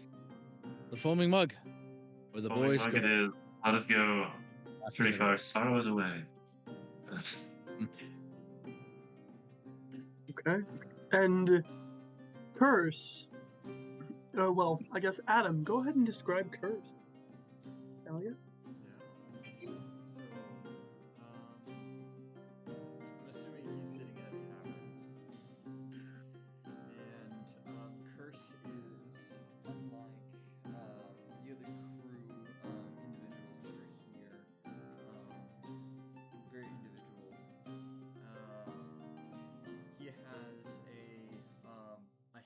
trench coat, completely black, with black details, that has been torn and worn several different times over, and he's using it as just clothing for his own.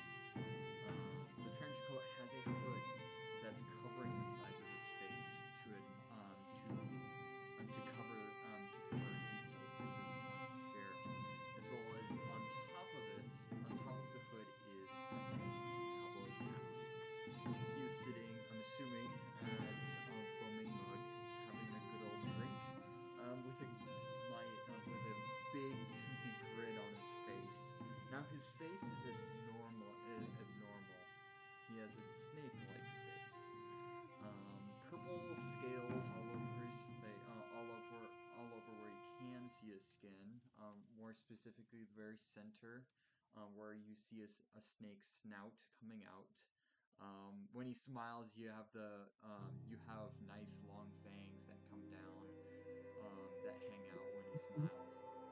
As well as when he's grabbing his chalice, he has purplish claws and hand for scales, and features his beady red eyes as they go, and as he goes over to the drink, and he's at the bar having a good old time, just nice and patient, babysitting his drink and admiring the environment that is the foaming mug. Perk was supposed to be here a little bit ago. He might be caught up with the wife again. Always getting in the way of the boys. Those silly wives are. It's just a burden. Just absolute burden. Right. Never be alone. You'd never want to be weighed down that way. That would be ridiculous. So Turk finally ambles in the door at the same time as two other folk, Edwin and Dravik. Dravik, did I ask you to introduce yourself? As a matter of fact, I think I forgot. Yeah, I'd love to. Okay. Great. Dravik is is the size of a dwarf. He's a Dwergar. Slightly different, perhaps, than your standard one. Generally, the Dwergar will have these beards. He's clean shaven. It actually looks like there's not a bit of hair on his face. On his head, there's just kind of a sort of like those Viking braids, kind of Viking mohawk braided down that goes back. Over his eyes, actually, there's just a very simple, like, light cloth that covers it up. From inside, you can see kind of just a faint glow, like 2 pinpricks from there. Generally, he's got kind of a heavier cloak on, the pretty deep hood in the back, adventuring pack. But yeah, your standard kind of Dwergar look for the most part. Just kind of a dark gray skin. You notice when his hands, whenever they reach out for something, his left hand reaches out. It's got these like long black nails, almost sharp. And his other hand, if he does, and he rarely kind of reaches out, but it's wrapped quite a bit. But at the very tips of the fingers stick out those same nails. But the pads of the fingers aren't dark gray. They're just shockingly white, and they look a little more rigid. Across his back, there's just kind of a simple looking, almost homemade spear, just wrapped around. And other than that, he doesn't carry very much besides his pack, adventuring pack with him. So.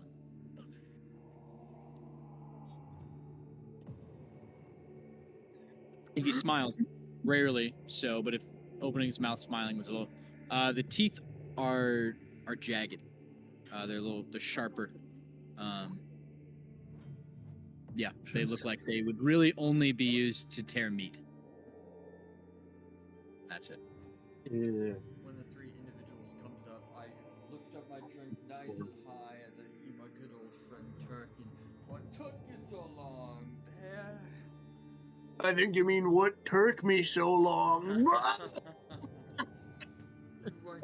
just the funniest He guy. told that joke to you no less than 150 times.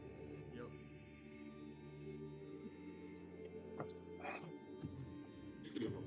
How's the wife? All right. Oh, she's great as always. God bless her. Not enough time here, of course. Well, I can't bring her. The baby would, I'd want if she was here, I'd want to get her a drink. Oh yes, yes. What's her name again? What's the baby's name? I forgot. It's Fantasia. There we go. Yeah. I'm not sold on it. I'll probably try to haggle the wife into something different, but it's a pretty name if she gets it. A name is just a name. Well, with a name like Curse, it makes sense to believe that. How many times has he made that joke? Curse, Turk, it's good to see you. Well, I'm assuming here to you've seen play these or just to gentlemen watch? before. Correct. Yeah, I mean you've been in the city, right, Curse, for a while. Oh yeah, Yeah. okay, yeah, we know. Familiar anyway. Marvin? Edward?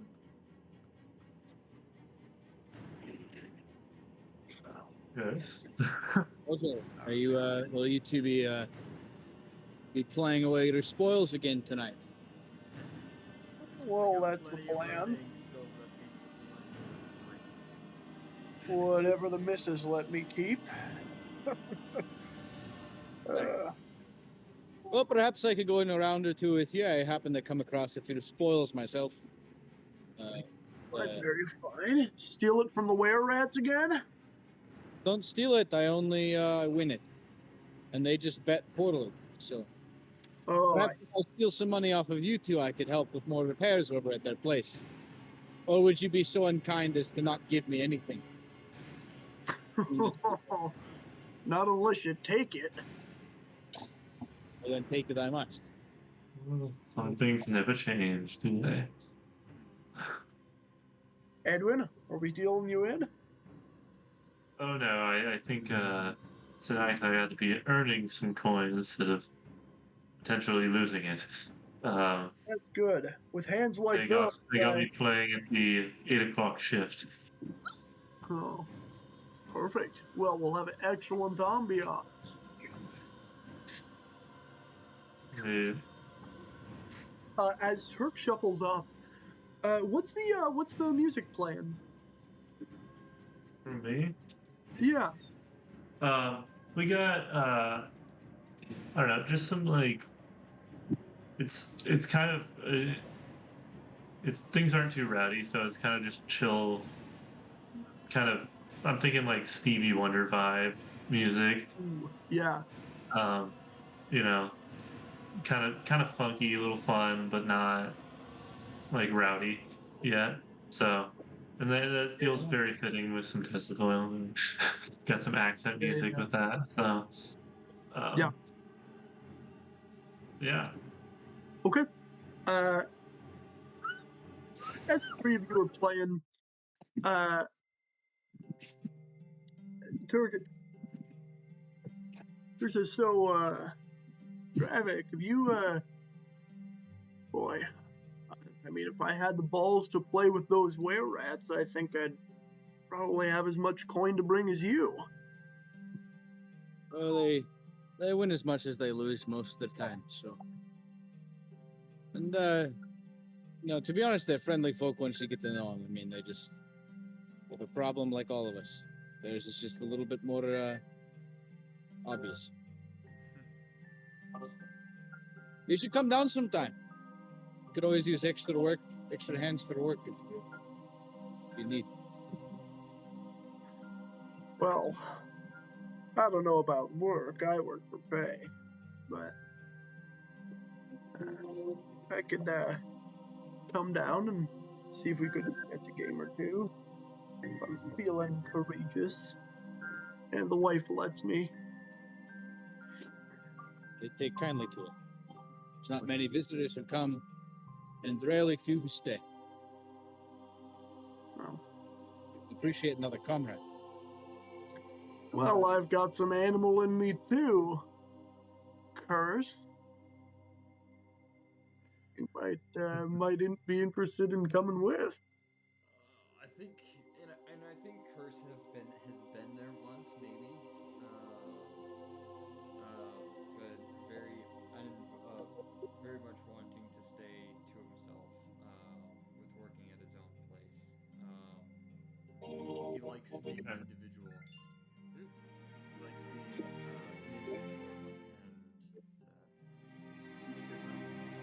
Farewell. Yes. Fun stuff so far. I like it. Yeah. I'm starting slow. I like that.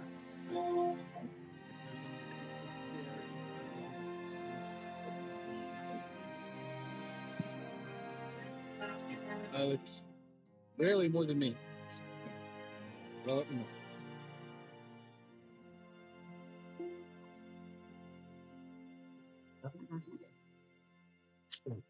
Well.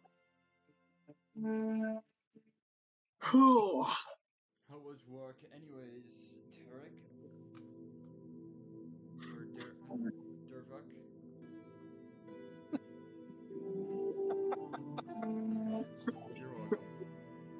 I actually like the idea that this is a quirk the character has. Yeah. Like, he never bothers to remember anyone's name. It's exactly. Dravik, Curse. It's Dravik. It's okay. It's fine. It's okay. It took him 2 or 3 years to remember mine. And it's only one syllable. Hey. Some people just don't have a knack for names. And, it's okay. Boy, with a name Better like... to have a name than to just be a number. Am I right? Ah. No, work was good, Curse. Yeah, I just did some repairs with the were rats and then I played some cards. Here we are. Very good.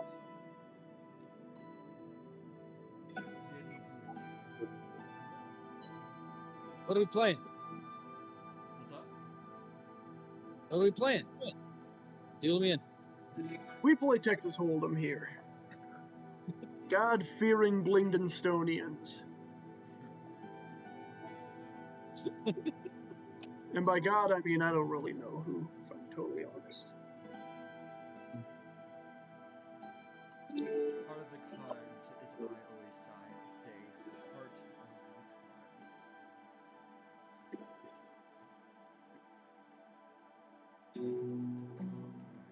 Well, and as y'all are playing, Dravik, you know this crew. Kurt is always jovial, win or lose. And pardon me. There's a particularly mischievous smile that he gets when he has a bad hand. That's his tell. It's a little, it's a little odd what with the beak and all, but he kind of, almost because of that, it was easier to pick up on, because you're already kind of analyzing his language to try and see what he's thinking. Adam, what's Curse's tell? Curse's tell. there's an itch that he gets when he's on a roll. He's very aggressive. He is very attentive with his rolls. The better he play, like, he believes that the quicker that he plays, the better he plays. The quicker that process gets. So when he's on a roll, he'll play quicker. Okay. Yeah, okay. Oh yeah, and y'all have a very interesting and productive night of cards. Owen and Dan. As this is happening at the Foaming Mug, there's conversation for the night is beginning to die down. Dwelfin has thoroughly talked y'all's ears off on what fungi are what. It has been hours. He's finished your physical in the meantime. Okay. And has told you what symptoms to look out for, and what symptoms he's seeing in the other subjects. And he has sent y'all on your way off to wherever you're staying. By no means let me keep you. Have a wonderful night. And you can keep the book. I have several more copies.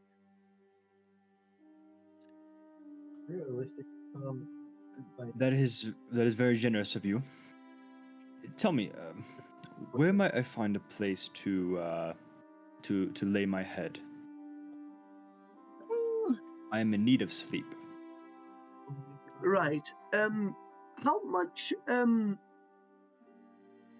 gold do you have on your person? Well, that is not something I'm comfortable sharing with you. I'm looking for a modest place. Right. The Foaming Mug is not a dump, but not, it's a modestly priced establishment. Perfectly respectable, and there's nothing wrong with having a lower price point, especially as a pub. Such things are... okay. Indeed. I will have to ration some of my budget, as I am not sure how long I will be down here. I was not expecting to need a loan today from the bank. Right. About, I feel you won't find many banks in Blingden Stone.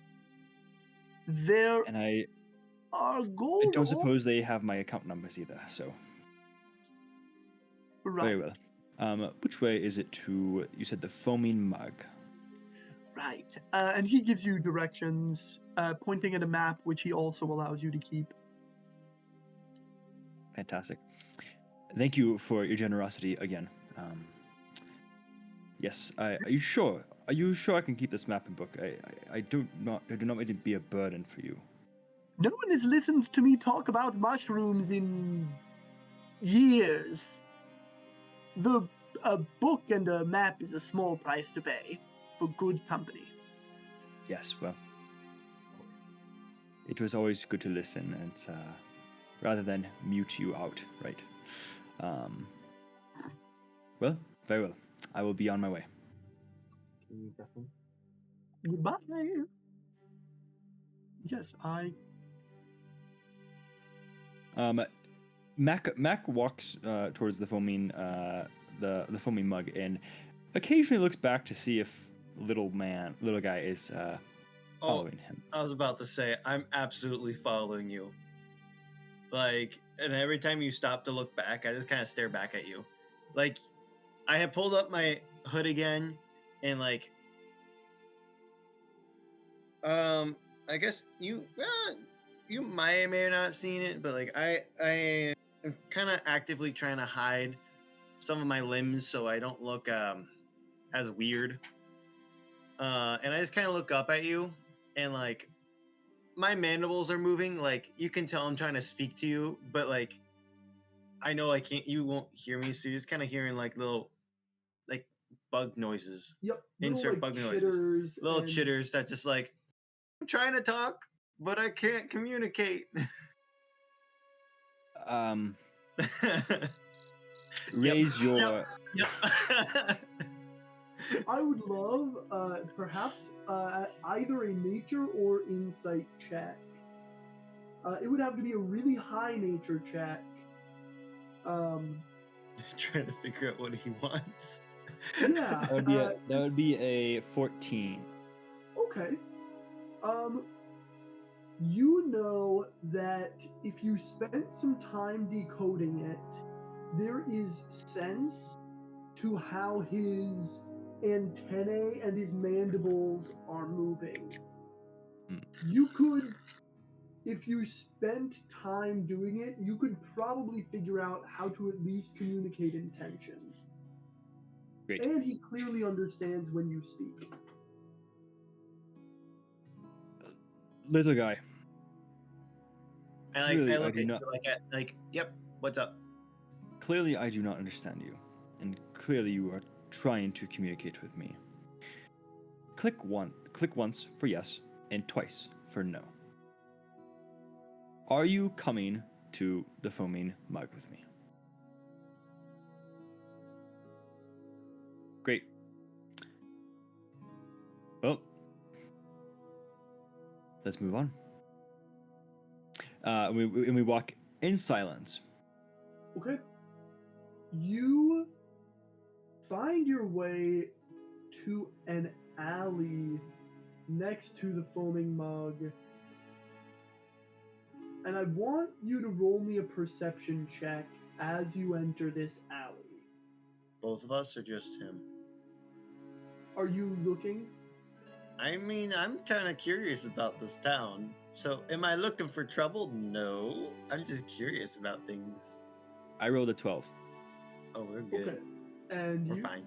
Are you looking around? I'm more passive perception, I think. Okay. Okay.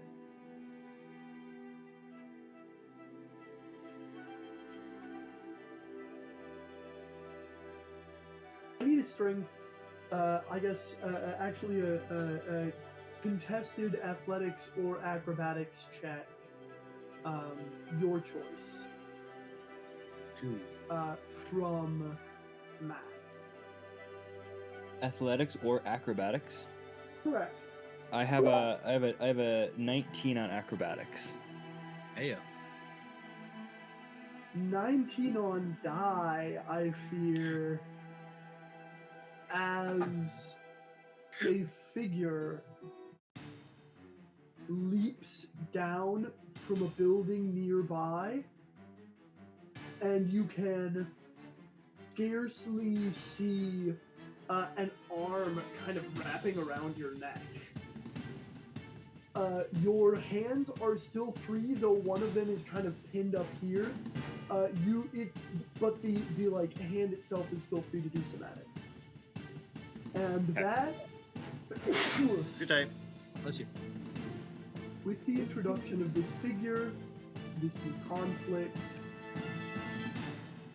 we're gonna be. Too tight. Bless you. Oh, that one sucked. That one was really not great. Forgive me. Father, for I have sinned. As Mac and Lil Guy are walking through this alley up to the foaming mug, Mac, you feel something strike your back, and as you turn around, you are grabbed and grappled. As we will end this session. Is it humanoid? You can see this guy perfectly. It's the guard that let you in. Lovely. Oh, Anyway, He we're is gonna- humanoid. No. We're gonna deal with that next week. I have plans already. Y'all, Little cliffhanger. it was a slow session.